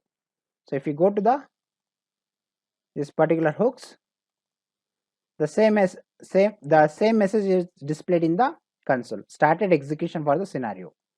So this particular scenario reference variable, we are getting the name of the scenario by using the get name, and in the after executing the scenario, this particular statement is printed on the console. If you look at in the console, so in the before starting this execution of the scenario, this particular scenario name is printed, YouTube channel name validations.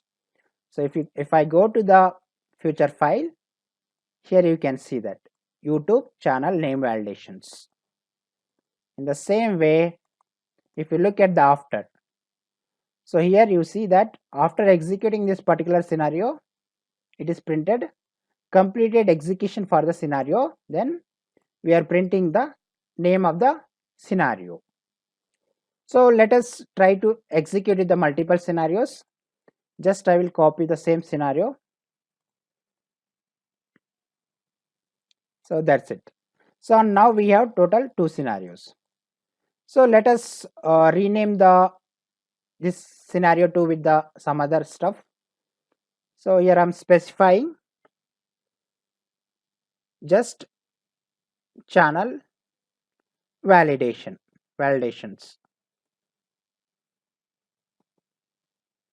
So that's it.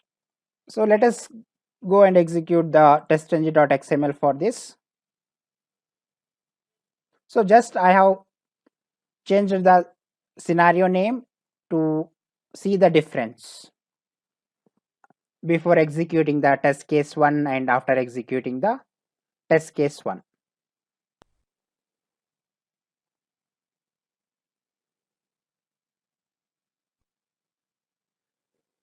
So now first scenario is getting executed now. Again it is started executing the second scenario.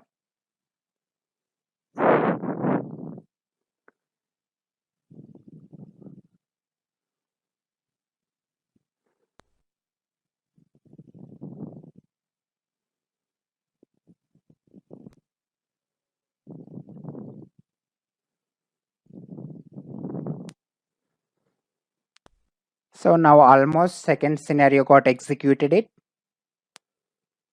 So if you look at the console here, so total test run is 2. There are 0 failures and 0 skips. So let us see here. So first, this is the first scenario.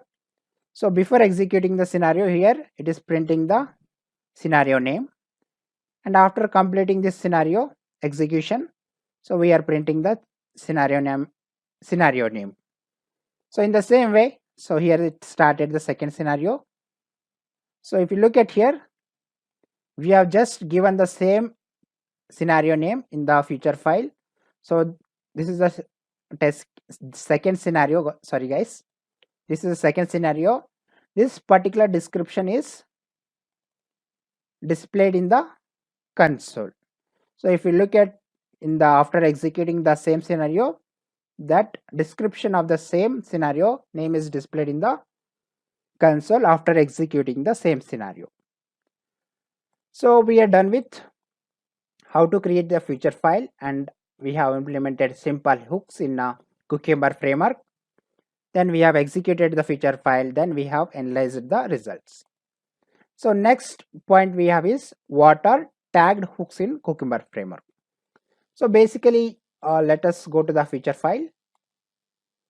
So here I have represented second scenario with the test case 1. So let us rename the second scenario tag name with the test case 2.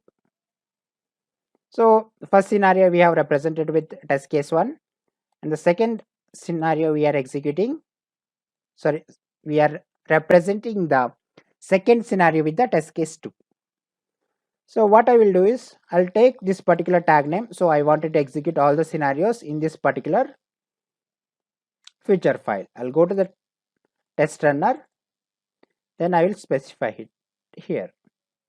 So it is going to execute all the scenarios which are exist in the this particular future file.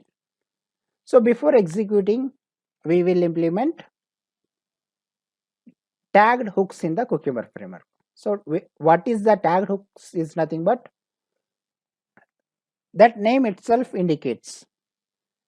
So basically what are hooks, you know, then tagged hooks is nothing but, say for example, if I wanted to define precondition for the only for the test case 2.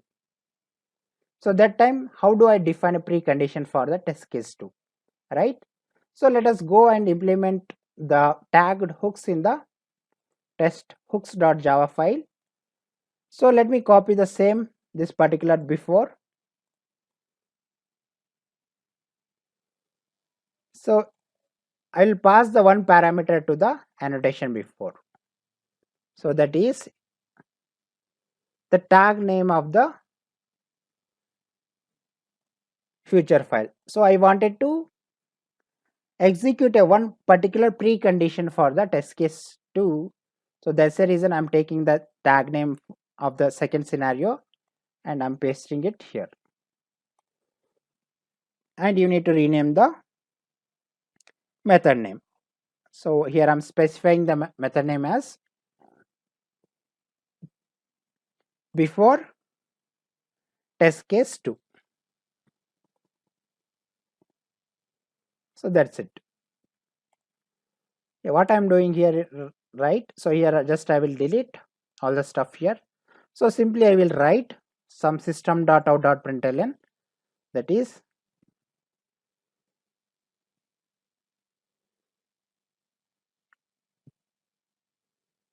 in the same way I will copy this.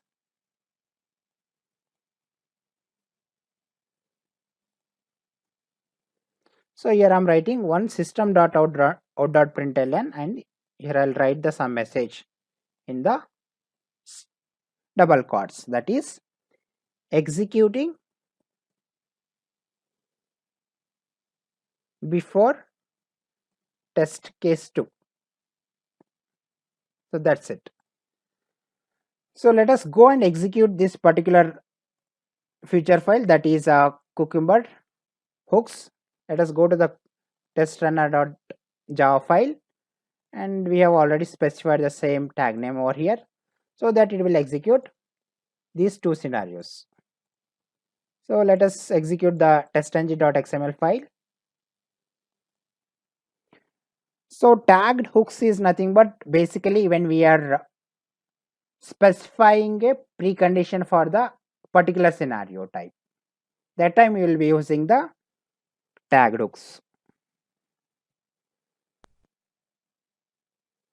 So now the first scenario is getting executed.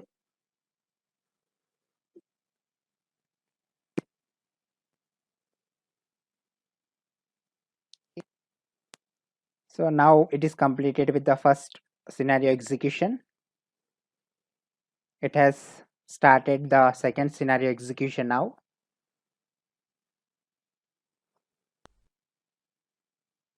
So tagged hooks is nothing but basically you are using the tag name. By using the tag name, you are specifying the precondition for that particular scenario in a very simple words. So that's it. So let us go to the console here. So total test run is 2 and we have 0 failures, 0 skips. So if you look at here, the same message is printed over here. So because this is the first scenario got executed, before executing our second scenario, if you look at here, this particular message is what we have written in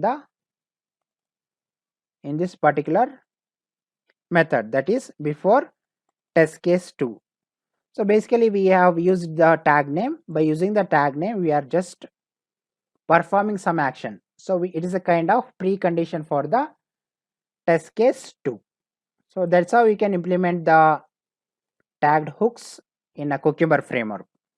So let me give you a summary of in this tutorial what we have discussed. So first we have created a simple feature file and we have implemented simple hooks.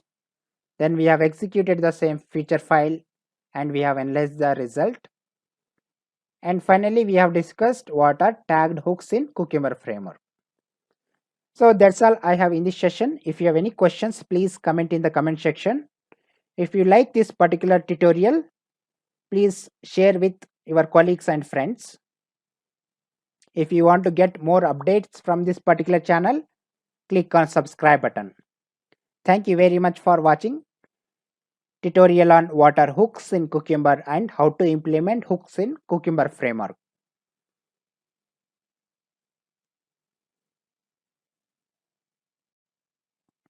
Hey, hi guys, this is Bakkappa. In this tutorial, we will talk about how to clone Git or GitHub remote repository in Eclipse IDE. So basically, clone is nothing but taking the copy of the entire framework. Say for example, if multiple people are working in the same project, so it is very important to have the latest copy in the local to proceed with the daily work. So let us jump to the Eclipse IDE and we will talk about how to clone the entire framework that is having the latest code. So here just I'm jumping into the Eclipse IDE. Under the package explorer, you need to right click on this particular window. Then here you need to select the option as import. Here you'll be getting multiple options, but under this you need to select the Git. So under this you need to select the project from Git. Then click on next. So here you are seeing two options, existing local repository and clone URI. So here I'm selecting second option because we are using the URL or a URI to copy the entire framework from the GitHub repository. So let us click on next. So this is just a demo I have tried before giving the session. So whenever you are taking the copy of the entire framework, so you'll be seeing the window as like this. So here you need to specify the URI. So basically URI is nothing but that is a unique URL that is pointing to the your GitHub remote repository. So here you need to specify the URI. So let us go to our GitHub remote repository and we will get the URI. So let us navigate to the web browser. So here I am just entering github.com / then here I am typing Bakkappa n. Then I will just enter it. So this is basically we have created multiple repositories in the previous tutorial. So here if you see here total repositories are 3 and I have experimented few of the repository creation.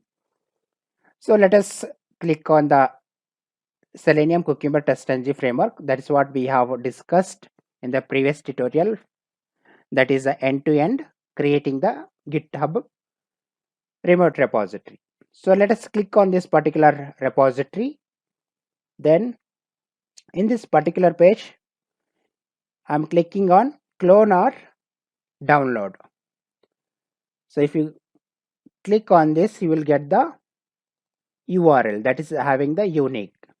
So unique URL you will get it. So just copy this and go to the Eclipse IDE and just you paste it here.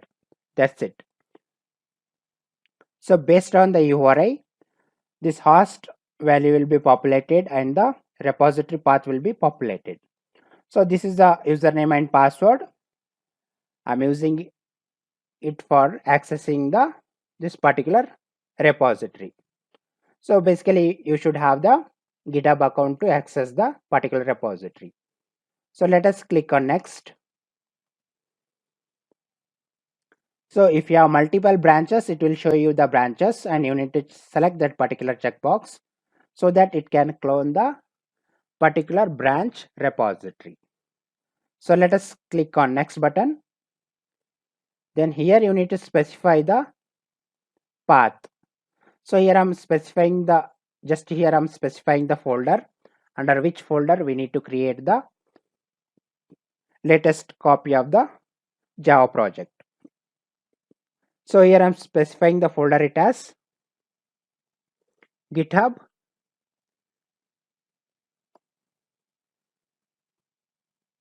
clone Java project.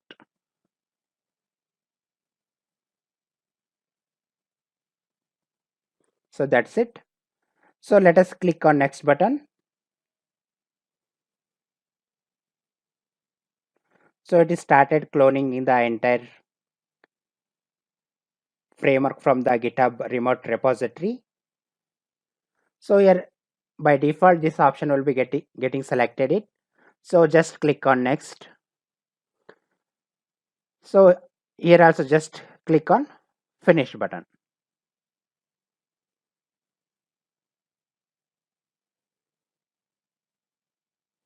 So if you look at here, that particular project got imported into the Eclipse IDE. So just wait for the few seconds. Now the workspace is building. So after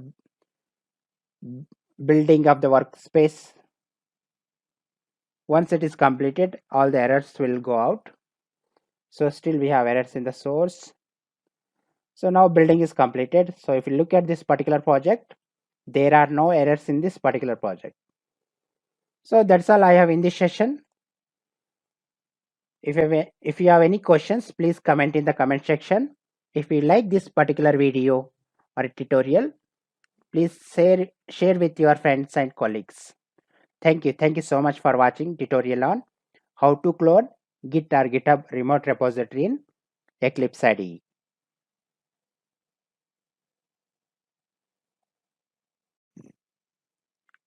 Yeah, hi guys, this is Bakkappa Chincholikar. In this tutorial, I will talk about how to commit and push code into the Git or a GitHub remote repository from the Eclipse IDE. So in the previous tutorial, I talked about how to clone GitHub repository from the web. So in this tutorial, I will be talking about how to commit your code into the remote repository. So let us jump to the Eclipse IDE.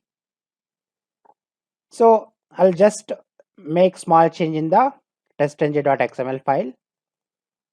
So this is a project we have cloned it from the GitHub remote repository in the previous tutorial. So here I'm just I opened the testng.xml file. Then here what I will do is just I will delete this particular thing, that is test completed comment.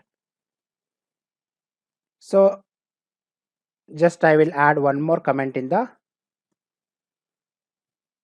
for the listeners. So here I'm adding listeners implemented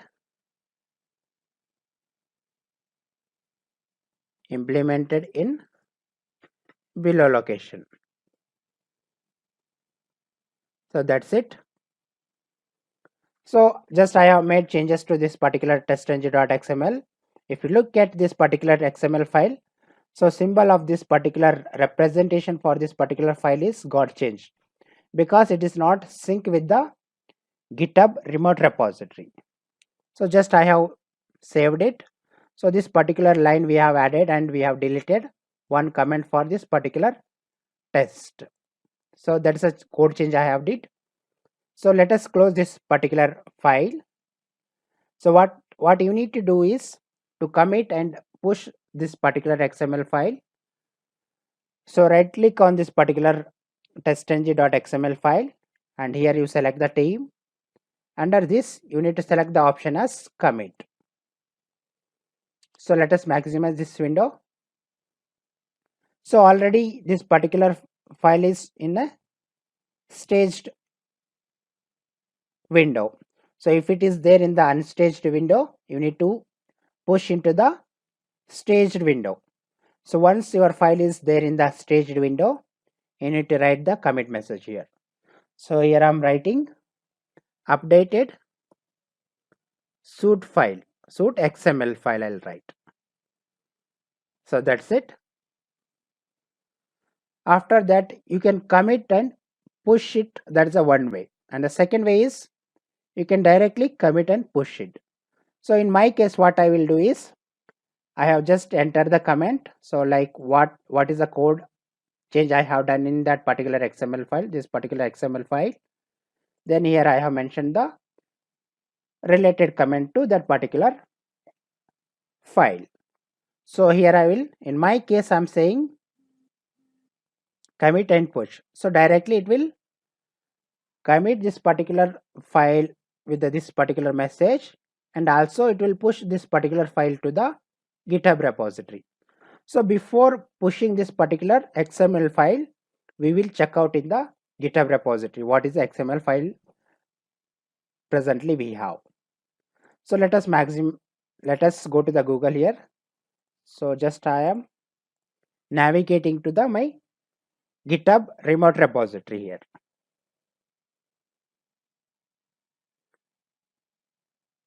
So if we enter github.com, after that one forward slash, after entering the forward slash, just enter Bakkappa, and so it goes to the my GitHub remote repository.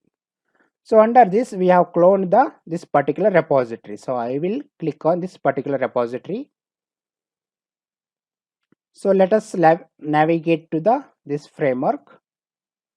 So if you look at this testng.xml file, and hour ago it is committed. Let us have a look on the content, whatever it is present in the testng.xml file. So if you look at here, we are able to see this particular comment, and also we are able to see this particular comment, that is test completed. So we have deleted this particular comment, and one comment we have added it for the listeners. So this is the latest code we have in the GitHub remote repository. So let us commit and push that particular XML file from the Eclipse ID.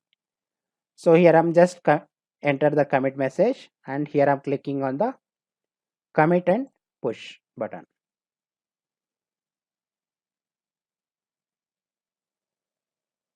So that's it. So here click on close. From Eclipse side it is committed and pushed the file into the GitHub repository. So let us check in the GitHub repository whether that particular file is having the updated copy. So let us refresh this particular XML. See, if you look at this particular XML file, that is testng.xml file, here one message we had test completed, that is got deleted, and whatever the comment we have added here, the same comment from the Eclipse ID. So this is the same comment from the Eclipse ID what we have pushed the file. So same thing is available in the GitHub repository. So in this way you can commit and push the file into the GitHub remote repository. So that's all I have in this session. If you have any questions, please comment in the comment section. If you like this tutorial, please share this tutorial with your friends and colleagues. Thank you. Thank you so much for watching tutorial on how to commit and push code into GitHub remote repository from the Eclipse IDE. Yeah, hi guys, this is Bakkappa Chincholikar. In this tutorial, I will talk about how to pull latest code from the GitHub remote repository. So in the previous tutorial, we have discussed how to clone GitHub remote repository, and also we have discussed how to commit and push files into the GitHub repository. So in this tutorial, we will talk about how to pull the latest code from the GitHub remote repository. So first we will modify the one of the file from the user. That is nothing but in the team someone has modified the file and he has committed and pushed the file into the GitHub repository.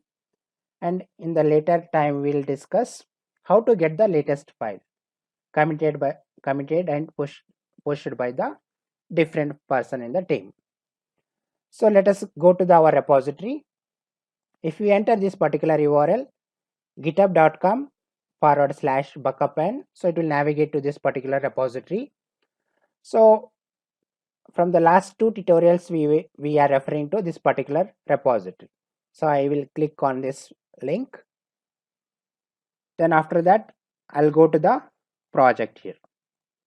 So in this project, in this repository, so I will update the testng.xml file. So what I will do is I'll click on this icon. So I will try to add something. Sorry guys, in this XML file. So here I'm trying to add the comments. So code change can be anything in the Java files or the XML files. So here I'm writing one comment.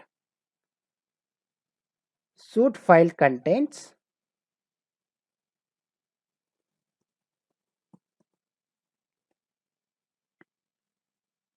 test runner location,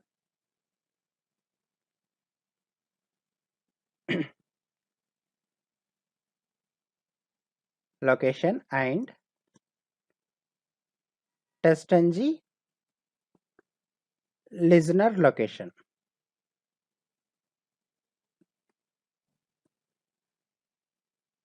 Sorry guys. So here we have added one simple comment under the XML file. So here I have added the comment as suite file contains test runner location and test engine listener location. So that's it. Simply I will commit by entering the comment over here. Updated suite file, suite XML file. So that's it. I will just click on commit changes. So that's it. Let us go to the repository here. Then we will check the change. Then finally we will pull this particular XML in the Eclipse ID. So if you look at here, this particular file has updated before 11 seconds. So if I navigate to testng.xml, that particular comment is exist in the XML file. So that's all. Let us move on to the Eclipse ID. I will talk about how to pull this particular XML file, latest XML file. So this is the XML file someone has updated in the team and they have committed and they have pushed into the GitHub repository. So what you need to do is, for taking the latest code from the repository, right click on this particular XML file. So it can be with any files in the framework. So right click on that particular file, select the option as team. After that you need to select the repository option. Inside that you need to select the option as a pull. So here you are seeing the latest update for this particular XML file. So this is a comment I have entered while updating while pushing that XML file. So just you need to say close. That's it. So if I try to open this XML file, I should be able to see that particular change what I have done in the XML file. So this is a change we have done, that is suite file contains test runner location and test engine listener location. So I'm able to get the latest code from the GitHub repository successfully. So this is how you can get the latest code from the repository. So that's all I have in this session. So if you have any questions, please comment in the comment section. It can be related to the Eclipse ID and the versions what you are using, jar files, all the stuffs. So if you like this tutorial, please click on like button and share with your friends. Thank you. Thank you so much for watching tutorial on how to pull latest code from the GitHub remote repository. Hey, hi guys, this is Bakkappa. In this tutorial, we will talk about how to maintain, manage and execute your suite files in the automation framework. The very first point I am going to discuss how to execute test.ng XML file as a Maven test. And the second point I have to discuss is how to maintain and manage your suite files and how to execute those suite files. So let us discuss the very first point, that is how to execute your test.ng XML file as a Maven test. So let us jump to the Eclipse IDE. So we have already created the test.ng XML file. So this is our suite file. So let me open the pom.xml file. So very first thing is you need to have the XML file, that is test.ng.xml file, XML file or any XML file. So that's having the all the property so that it can execute the your scripts. So let me open the pom.xml file. So in this pom.xml file, we have a one plugin called Maven Surfire plugin. So this is a very important plugin.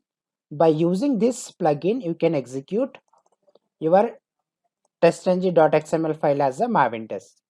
So what is that configuration you need to do in this particular plugin, right? So in my case, I'm using the 2.19.1 version. So if you are using different version, be careful because some of the versions may not support to the executing test.ng XML file as a Maven test. So in my case, I'm using 2.19.1. You can try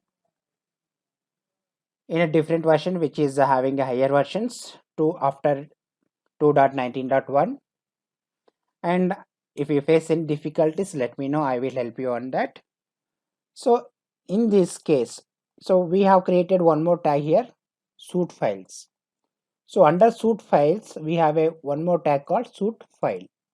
So under this, we have mentioned the file name.xml file. Sorry, file name.xml. So this particular file name should be the same as your suite file. In my case, it is test.ng.xml. So you need to edit this as a test.ng.xml so that it will execute this particular points, this particular plugin points to the your XML file. So whatever the XML file you wanted to execute, whatever the suite file you wanted to execute, you have to mention that suite file name in this particular tag, that is under the suite file. So in my case, I wanted to execute test.ng.xml file as a suite file. So here I have specified the test.ng.xml file. So if I try to run this project as a Maven test, it should execute this particular suite file. Whatever the test I have mentioned under this particular suite file, it has to execute all the test cases or the scenarios. So it is having a simple scenario. It opens the youtube.com and then it searches with some keyword and it will click on the channel name.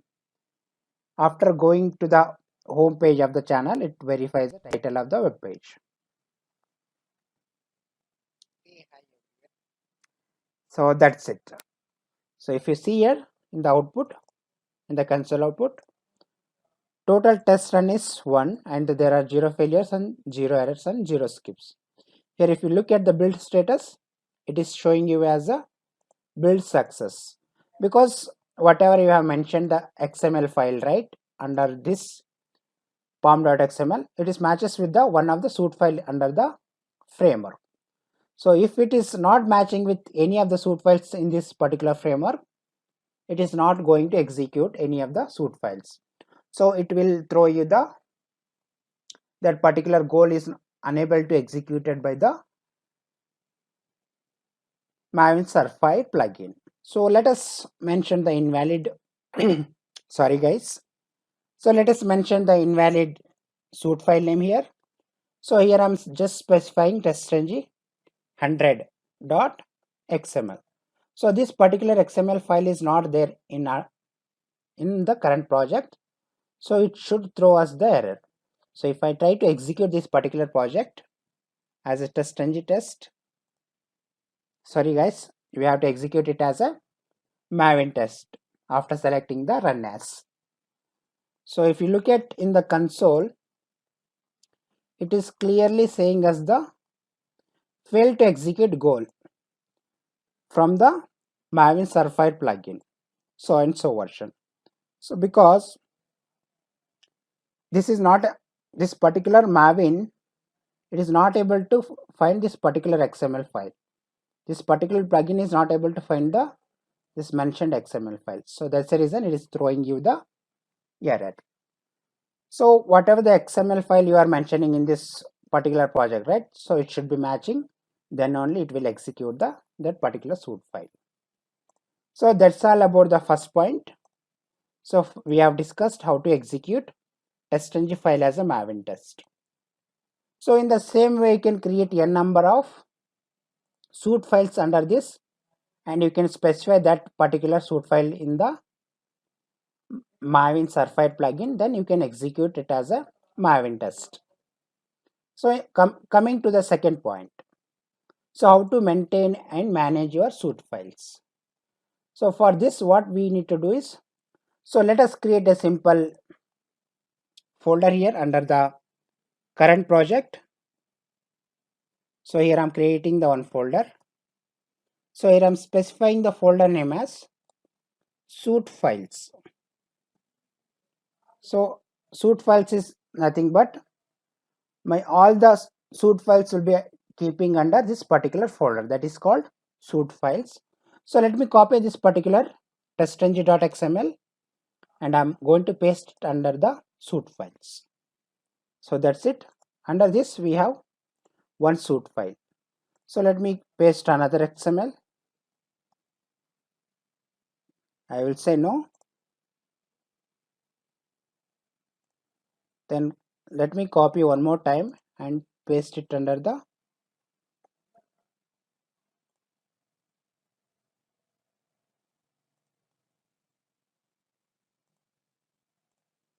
so just I'm trying to paste the file name here. So here I'm renaming the file name with the module1 suite. So let me specify the module1 suite here, then click on OK. So that's it. Let me copy the module1. So here just I have created simple suite files folder. Under that I'm just copying and pasting it the same XML file. So based on the need, we will execute our suite files. So here I'm renaming the suite file name as a model2 suite. So like this you can create a number of models under the suite files. So if you have a number of models in the current project, so based on the models you can create the suite files. So in my case we have 3 suite files. So I'm going to execute the second model suite file. So how do I execute the second model2 suite file? So we'll be having question, right? So what you need to do is you need to go to the pom.xml file and you need to parameterize this particular variable, this particular property. So that is suite file name, that is suite files. Under this tag we have suite file. So we have to parameterize this particular property. So what I am doing is here I am specifying the dollar followed by the open braces and close braces. Under this I am specifying the suite file name. So whatever you are specifying this suite file name, right, this is very important when we are executing the particular model test cases. So in my case what I am doing is I am going to execute the model2 suite file here. So let me right click on this particular suite file and I'm going to select the properties here, and here I'm just selecting the path of the suit file. So this particular model to suit.xml file exists under the suit files. Just I'm copying it and I'm closing it. So that's it. So if I wanted to execute this suit file 2, that is a model 2 suit file, so I will right click on this particular pom.xml file, and here I'm selecting the option as run as, and you need to select the Maven build. So you'll be seeing two options. The first one is Maven build without dot dot. So you need to select the Maven build with 3 dots. So here you will get the option as goals here. So here you need to enter the one command called test minus caps D. So after that you need to specify the tag name here. So this is a property. So this property you have to specify here from the pom.xml file. So here we have specified the suit file name, right? So same thing you need to specify it here. Suit file name. So if it is not matching, then it will not execute this model to suit file. So in my case, I'm executing the model to suit file. So here I'm just pasting that path. So here I'm telling where exactly this particular model to suit.xml file is exist. So this is under suit files, right? Under suit files folder, we have the one XML called model to suit.xml file. So this is a constant here, test space -d, and this is the property we have specified in the Maven Surfire plugin. Then is equal to, in the double quotes you have to specify the complete path of the XML file or the suit file. So that's it. After that, just you need to click on the run button. That's it. So it is going to execute the model to suit.xml file. So if you look at here, it is started the test execution.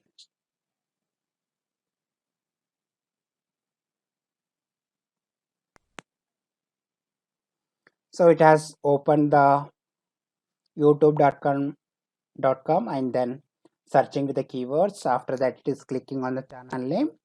Finally, it is verifying the title of the web page. So that's it. If you go to the console here, our build is success. There are total number of tests is 1. There are 0 failures, then 0 errors, and 0 skips we have. So that's all I have, guys. In this tutorial, we have discussed how to execute testng XML file as a Maven test. And the second point we have discussed how to maintain, manage, and execute our suite files. So if you like this tutorial, please click on like button and also share with your friends and colleagues. If you have any questions, please comment in the comment section. So stay tuned for the next tutorials on how to execute Maven project from the Jenkins. And the second point I have is how to execute particular model from the Jenkins. Say for example, we have n number of models here under the suite files. So how to execute the 10th model test cases. So that's where we are going to discuss how to execute particular model from the Jenkins and how to schedule Jenkins jobs. Then we will discuss how to generate the extend report in Jenkins. So that's all I have, guys, in this tutorial. If you like this particular tutorial, please do share with your friends and colleagues.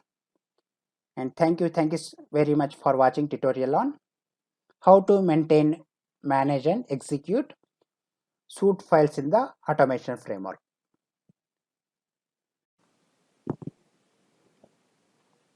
Hey, hi guys, this is Bakkappa. So welcome back to Selenium Java Test Engine Tutorials Bakkappa and channel. So in this tutorial, I will talk about how to execute Selenium or Cucumber script from the command prompt. So these are the high level points I'm going to discuss in these tutorials.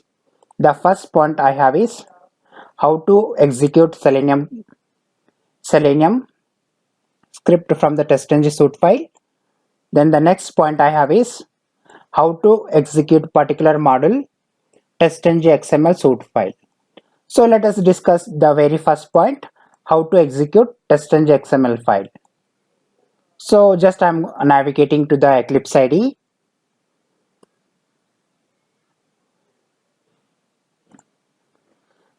So here just I have opened my project. So this is my testng XML file. So first what I will do, first I will get the directory where exactly this particular project exists by pressing Alt Enter. So this is where my project exists. So simply I will copy this particular path and I will, by pressing Windows R, I will go to the run. Then I will enter the CMD. So it will opens me the command prompt. So I'll enter the CD, that is a change directory. Then I'll paste the path here. That's it. So this is where my project exists. Then I'll press enter. So my CD command is working. So it is appropriately navigated to the mentioned directory. So next command is very easy. So what you need to enter is press MEN followed by test, then -d, then followed by the tag name. So let us go to our project. So I'll open the pom.xml file here. I'll maximize this. So here I'll copy this particular suite file name. Then I will paste it here. So after entering MEN, then followed by test, -d, then followed by the tag name. So what exactly that property name you have specified under the suite XML file tag. So I have pasted the suite file name is equal to, you need to specify the in the double quotes. So here in my case I'm directly executing the testng.xml file. So you can mention directly testng.xml file. So if it is there in the different directory like suite files and all, you need to mention the complete path of that particular suite file. So in my case, directly this particular testng.xml exists in the project itself, not in the different folder. So here directly I will enter in the double quotes I'll enter the testng.xml. That's it. So my commands are very simple here. First I have specified MEN, then the test followed by -d. This is a suite file name. This is from the pom.xml. Then after that, here I have specified testng.xml file. So that is a suite name which you wanted to execute it. Then after that, I'll press enter.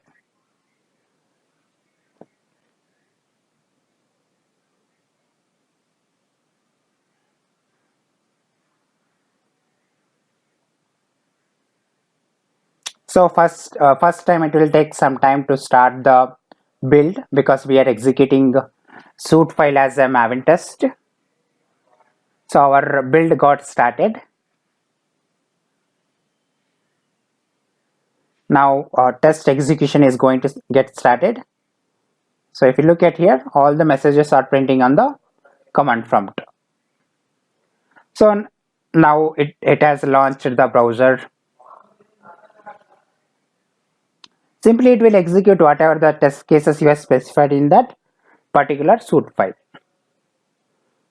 So it is clicked on the search button. After that it is clicking on the channel name and it is validating the title of the web page.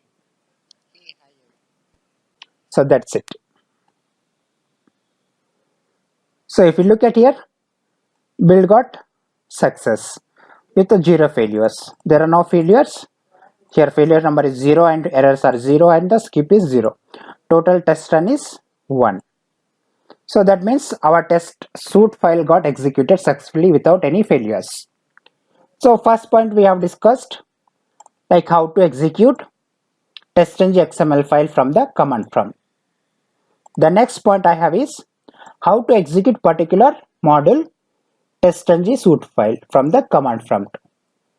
Say for example, let us go to our Eclipse IDE. So in this particular folder we have, in the suite files we have created multiple suite files. So let us go and execute the model 2 suite file, this particular suite file. So just I will select that particular XML file and then I will press Alt Enter. Then simply I will copy this particular name. So here I have just copied where exactly this model 2 suite file exists under the current project. Then I will click on cancel. Then I will go to the command prompt. So first we have discussed how to execute test.ng XML file suite from the command prompt. Next point we are discussing how to execute particular model suite file. So let us use the same commands. So here I have just specified mvn followed by test and -d.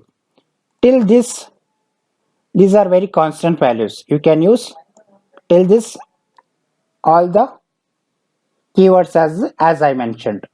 After that, this can be anything based on the suite file, can be anything. So whatever is specified in the pom.xml file, you can specify that particular property in the command prompt. Then this can be anything, whatever the XML file. You can rename it any name with the followed by the .xml format. Here I'm just deleting this. Here I wanted to execute this particular XML file, that is model 2 suite file. So then I have specified here suite files. Under the suite files folder, model 2 suite.xml file exists, right? So just I have entered the same path under this particular project. So under this particular project there is a one folder called suite files. Under this we have the model 2 suite.xml file we have. So I have specified in such a way that I am pointing to the particular XML file, so that particular suite file will get executed. So this is very simple. In the first time what I did, so just I have specified the test.ng.xml file because it is exists directly under the project. So in the second case, I wanted to execute model2.xml file, model2 suite.xml. So it is exists under the suite files folder. So that's the reason I have specified the suite files / and followed by the suite file name. So that's it. Just press enter. So our build got started. Even test execution also started. So first it is launched. It has launched the web browser. Then it will enter the search keywords in the search box. Then it will click on search button. After that it will click on the channel name. After that it validates the title of the web page.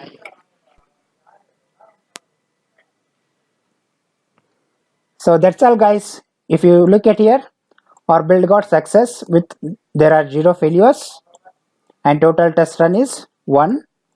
There are 0 errors and 0 skips. So if you look at the timing also, total time took is 33.605 seconds.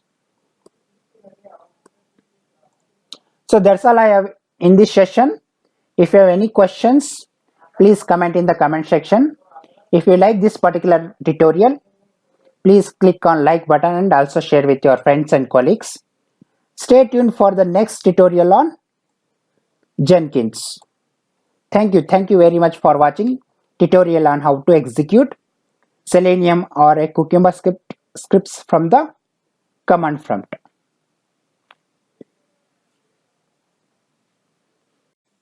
Hey, hi guys, this is Bakkappa.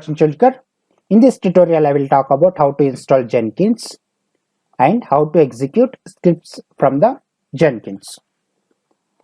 So these are the high level points I will be talking about in this tutorial.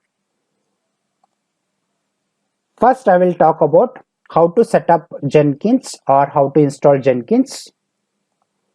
Then I will talk about how to create and configure Jenkins job. Then finally, I will talk about how to execute Jenkins job. So let us get started. I will talk about the first point, how to set up Jenkins. So first step, what you need to do is, first you need to download the Jenkins war file. So go to the web browser. Here just type jenkins.io. So this is the official website of the Jenkins. On the right side top corner, you will be seeing one icon called, one link called download. Click on that. So in the down side, you'll be seeing long-term support.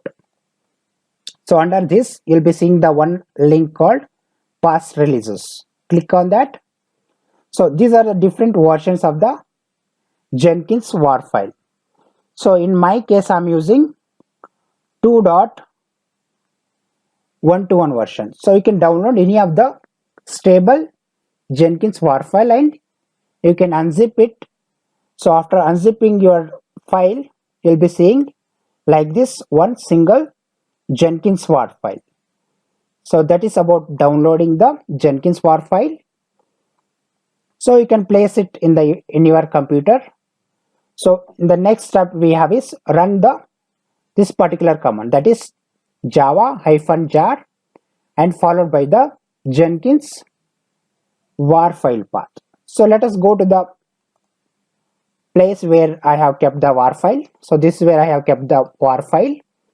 So let us run the command prompt. So here I'm just typing Windows R, then here I'm typing the cmd. So here I'm executing this particular Jenkins war file. So the command for that is java-jar. So this is a particular step we'll be using for executing the jar files or war files. So simply I will drag and drop this particular war file here. So same command whatever I have mentioned in this particular step. In the third step, I'm running this particular command, java-jar followed by the war file path. So that's it. So just hit enter.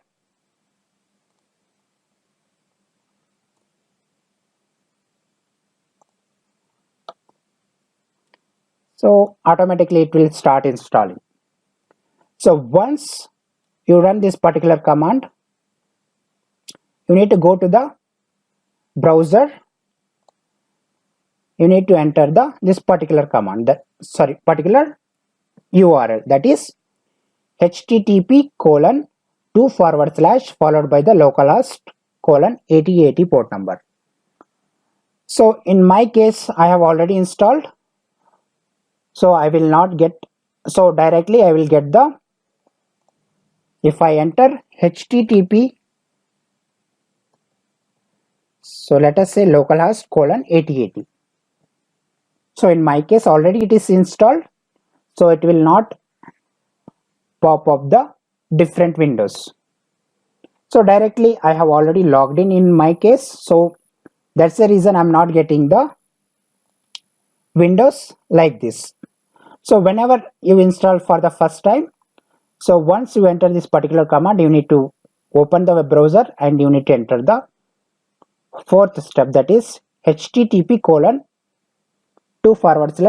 followed by localhost:8080. So that's it. Once you enter this particular URL, you'll be navigating to like this page. So in the browser, you need to enter this particular URL. So here you'll be seeing this particular window. So this is a path where you will get the initial admin password. You can go to this particular mentioned path. So in my case, just I have mentioned some XYZ path.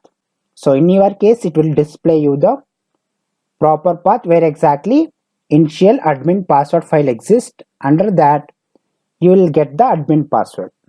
So you can copy and paste it in this particular field.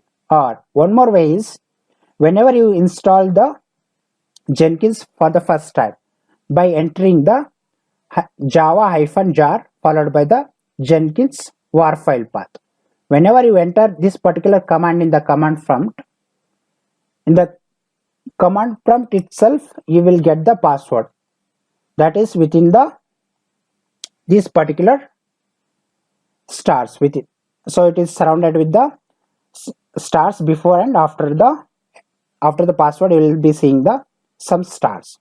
So here you'll be seeing one message called this may also be found at this particular path where exactly you will get the initial admin password. This is the same path of the whenever you open this particular URL in the browser, you will get the same path. So you can go to this particular path and enter the administration password.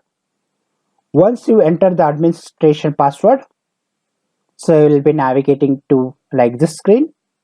So here you need to click on configure proxy. After that, so here you need to click on install suggested plugins. So it will install all the required plugins. Once that is done, so you will navigate to the creating the first admin user. So you can mention the username, password, and confirm the password. You can enter the full name here. Then click on the save and continue. So once you clicked on the save and continue, you will be navigating to like this screen. So this is Jenkins URL. Go to the browser again, so you can enter this particular URL and you can access your Jenkins instance. So here you can say save and finish button. Once you say save and finish button, so you'll be seeing one message called Jenkins is ready. So you can click on start using Jenkins. Once you click on the start using Jenkins link, so you'll be seeing the one window like this. So this is where I'm seeing now. So here the first time you'll be not seeing all these jobs, because just for the demo purpose I have created a couple of jobs and I tested it before giving this demo. So initially you'll be seeing your Jenkins instance like this. So we are done with the first point. So how to set up Jenkins or how to install Jenkins on your. Hey, hi guys, this is Bakkappa. In this tutorial I will talk about how to install Jenkins and how to execute scripts from the Jenkins. So these are the high level points I will be talking about in this tutorial. First I will talk about how to set up Jenkins or how to install Jenkins. Then I will talk about how to create and configure Jenkins job. Then finally I will talk about how to execute Jenkins job. So let us get started. I will talk about the first point, how to set up Jenkins. So first step what you need to do is, first you need to download the Jenkins var file. So go to the web browser. Here just type jenkins.io. So this is the official website of the Jenkins. On the right side top corner you will be seeing one icon called link called download. Click on that. So in the down side you'll be seeing long-term support. So under this you'll be seeing the one link called past releases. Click on that. So these are the different versions of the Jenkins var file. So in my case I'm using 2.121 version. So you can download any of the stable Jenkins var file and you can unzip it. So after unzipping your file you'll be seeing like this one single Jenkins var file. So that is about downloading the Jenkins war file. So you can place it in your computer. So the next step we have is run this particular command, that is java-jar and followed by the Jenkins war file path. So let us go to the place where I have kept the war file. So this is where I have kept the war file. So let us run the command prompt. So here I'm just typing Windows R, then here I'm typing the cmd. So here I'm executing this particular Jenkins war file. So the command for that is java-jar. So this is a particular step we'll be using for executing the jar files or war files. So simply I will drag and drop this particular war file here. So same command whatever I have mentioned in this particular step. In the third step, I'm running this particular command java-jar followed by the war file path. So that's it. So just hit enter.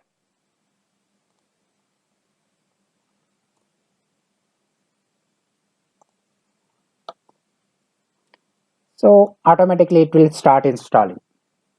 So once you run this particular command, you need to go to the browser. You need to enter this particular command, particular URL, that is http://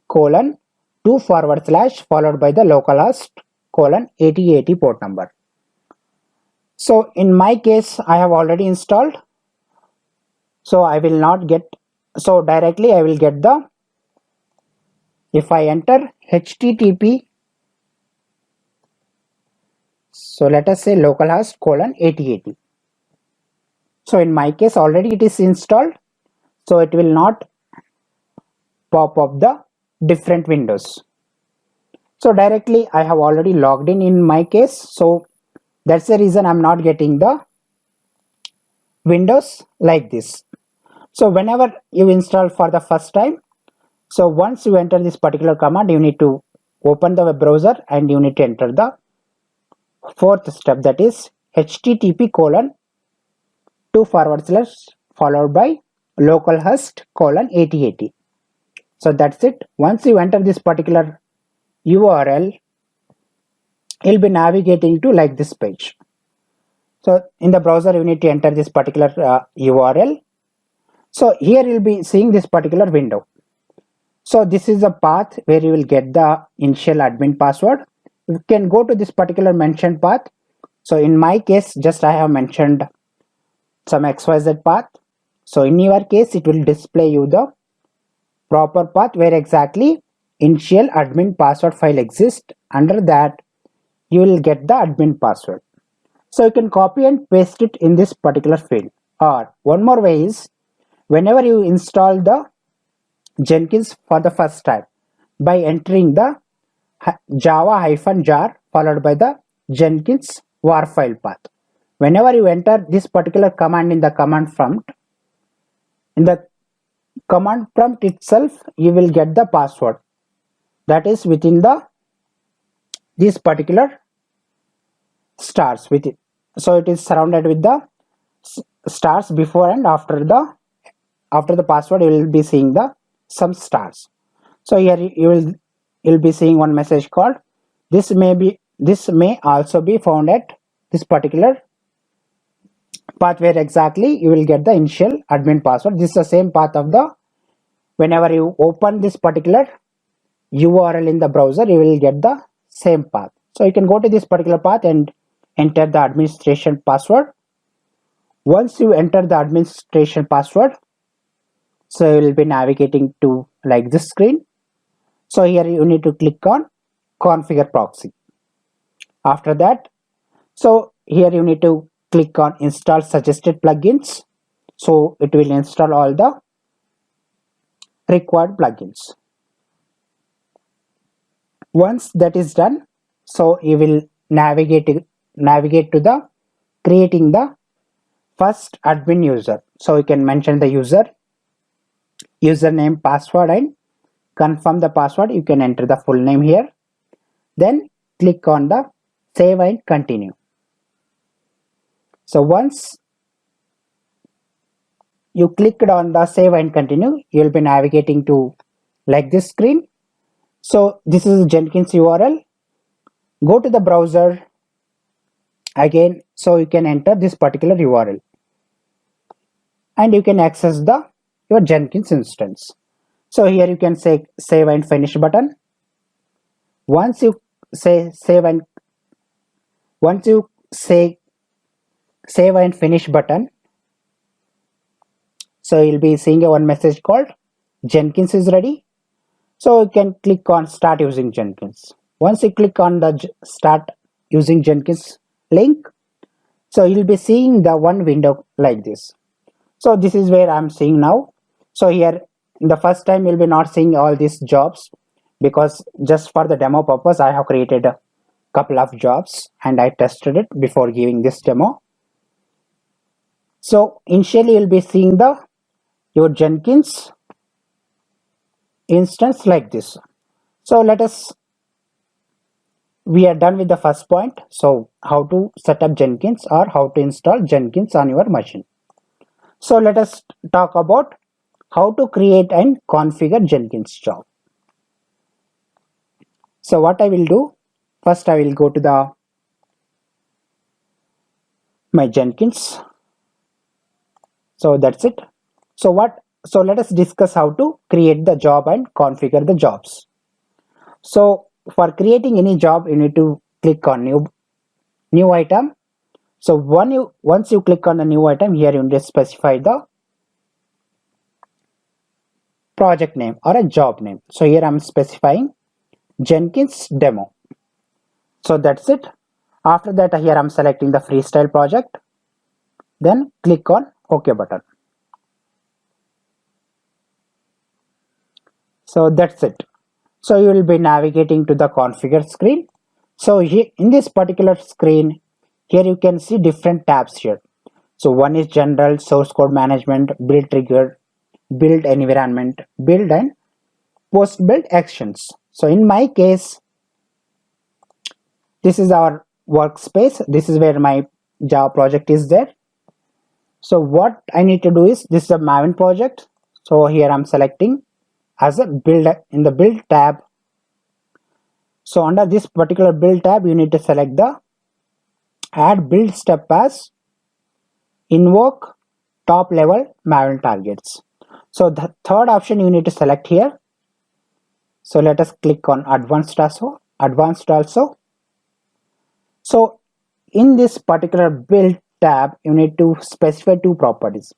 First one is a goal, which suite file you wanted to execute. And the second property is POM.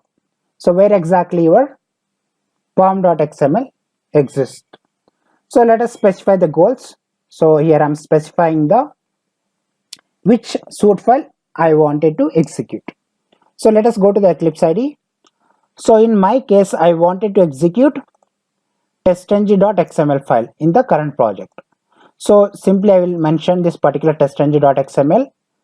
So if you have not visited to my channel tutorials on how to execute testng.xml as a Maven test, and another tutorial I have created how to execute scripts, automation scripts from the command prompt.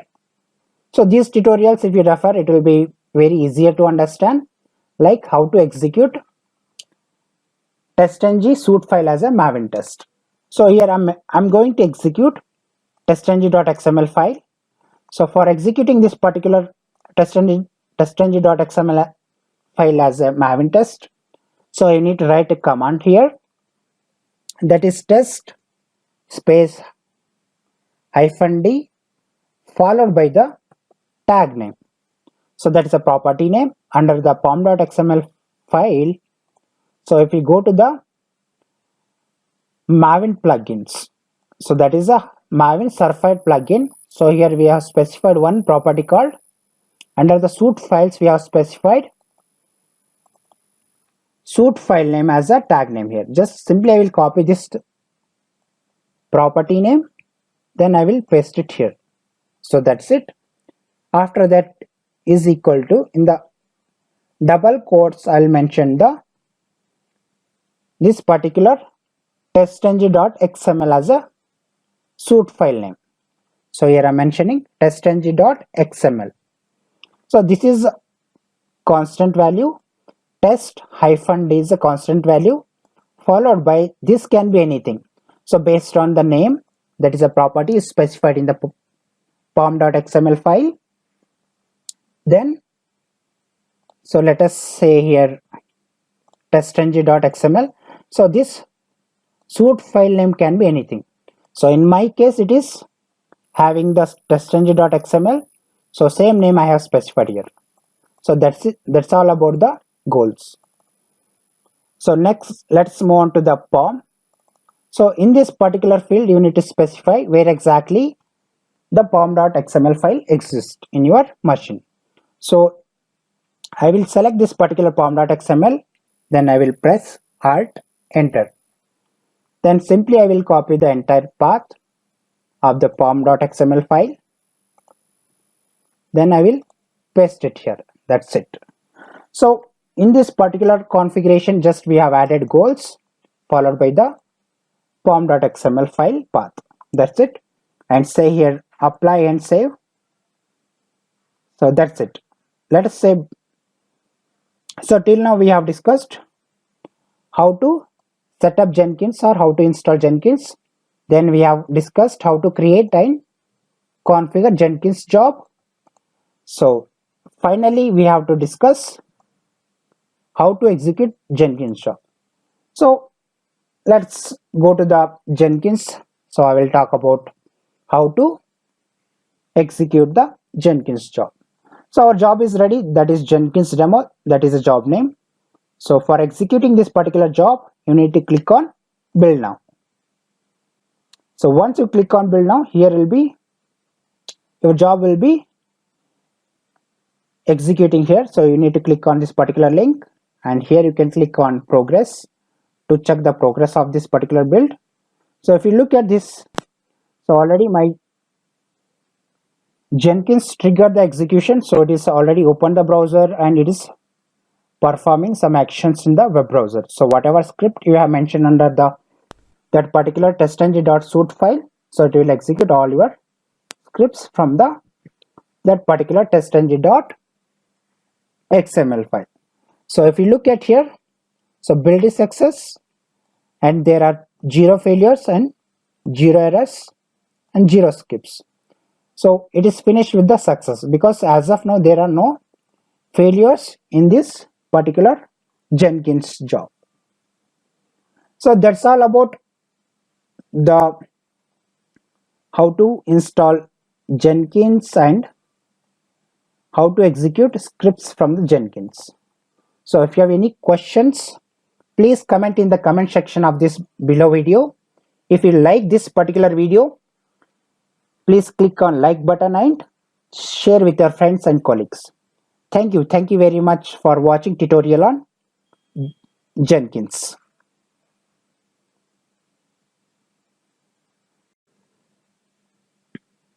Hey, hi guys, this is Bakkappa.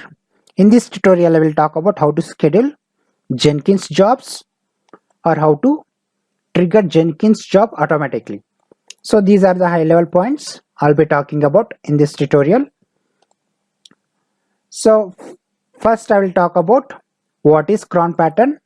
Then I will talk about how to create Jenkins job by using the cron pattern. Then finally I will talk about how to execute the Jenkins job. So let us understand what is cron pattern is. So let us go to the browser here. So before understanding the cron pattern, so let us start our Jenkins job. So simply I'll be opening the command prompt here. After that, simply I will type java -jar followed by the var file path. So that's it. So let us discuss what is cron pattern is. So go to the google.com, then here you type cron pattern wiki. So that's it. So here you click on the cron Wikipedia. So many stuffs are explained here. So just I am interested in this overview part. So you need to understand all 5 stars, what exactly each of the star represents. So what is the functionality of the each star?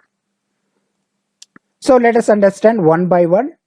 So basically first star represents the minute here. So in this tutorial I'll be talking about how to schedule your Jenkins job based on the month, hour and week and minutes. So let us discuss like how you can specify those values in terms of the cron pattern.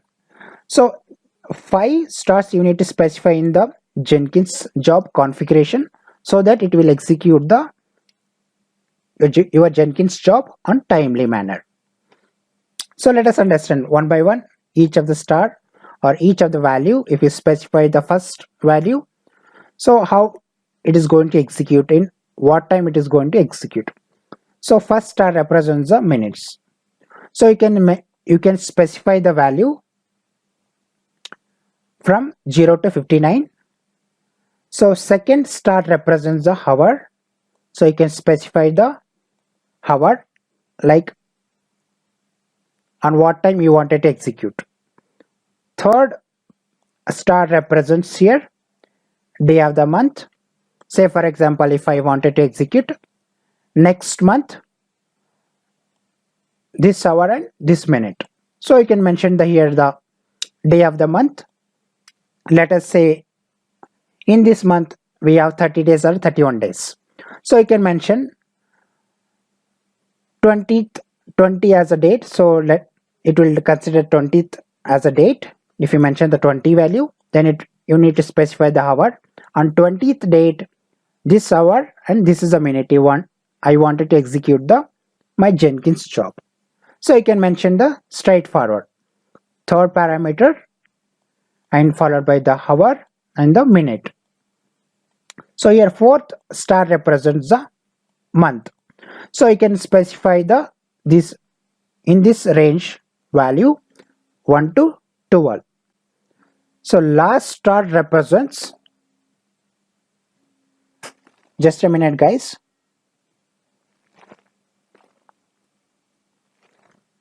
So last star represents the day of the week. Say for example, so from Sunday to Saturday, so this is a value you can consider. So if you wanted to execute on Sunday, you can specify the 0 as a value. If you wanted to execute it as a Monday, you can specify the 1 as a value in the fifth position. So here also specified 7 is also Sunday on some systems. So once you schedule a job, so you will get to know whether it is accepting 0 to 6 or 7 as the Sunday value on your system. So this is a pattern I'll be using to set up the Jenkins job. So we understood what is cron pattern is.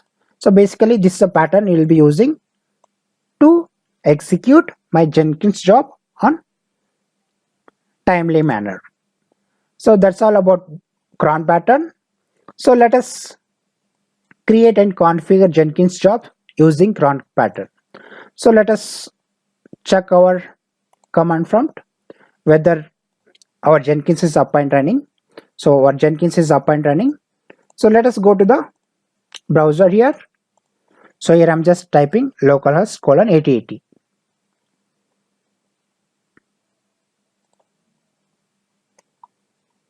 So that's it.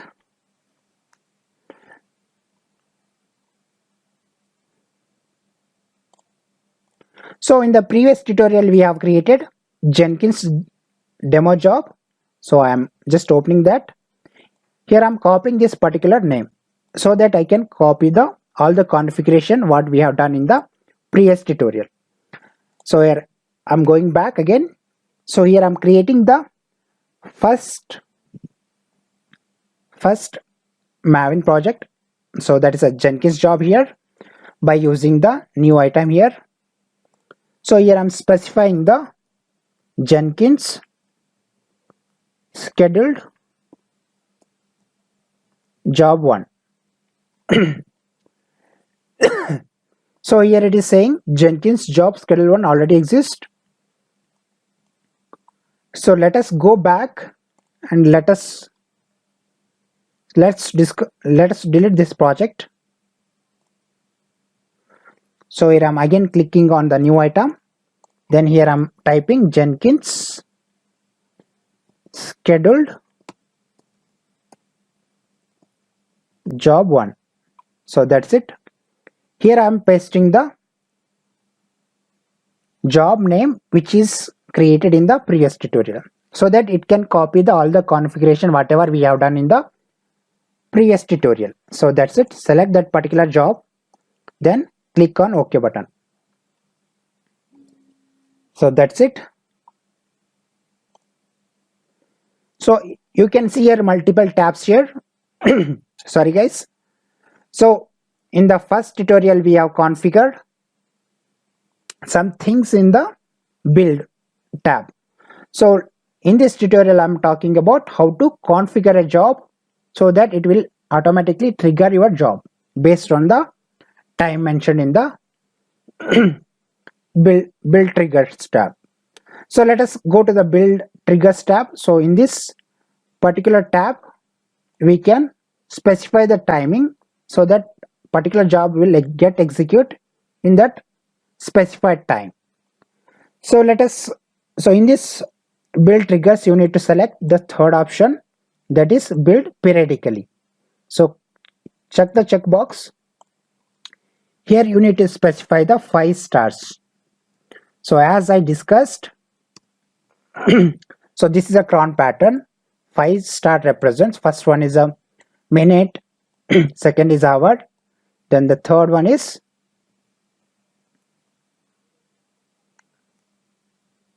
so let us go to the wiki. So we will get cron pattern wiki.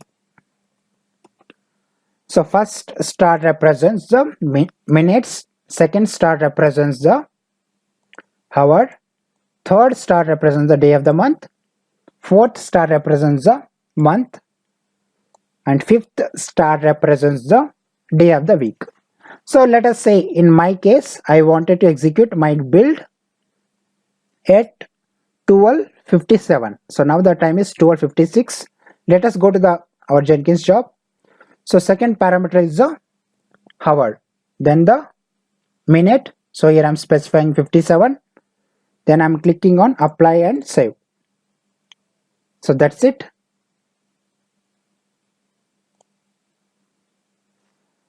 So slowly it is saving it. So let me click one more time. So that's it. Now the time is 12:56. It has to trigger build automatically at 12:57. So now that there are no builds triggered at. So let us wait for the time. So once that particular, so if you look at this time 12:57, automatically our build got started. So if you look at here, our test execution will start very soon. Yeah. So our test execution also started. So it has opened the browser and then it has entered the URL. Then it is searching with some keywords. Then it is clicking on my channel name. Then it will verify the title of the web page. Then simply it will close the web browser. Hey, hi everyone. So that's it. So if you look at here, there are 0 failures, the 0 errors, 0 skipped. So here it is showing you how much time it has consumed to execute this particular build. So if you look at the build status is success. So there are no failures at all. So that's how you can configure your jobs and you can execute your jobs on timely manner. So let us go back to this particular job. You can go back to the configure here. Then in the build trigger, you can say, for example, in my case, I'm executing only once. That is exact timing. That is 12:57. So here you can specify multiple timings. Say, for example, if I wanted to execute every 2 minutes. So let us specify here as a timing 12:57. So now current time is 12:57. So if you wanted to execute, so let us say, let us execute 12:59.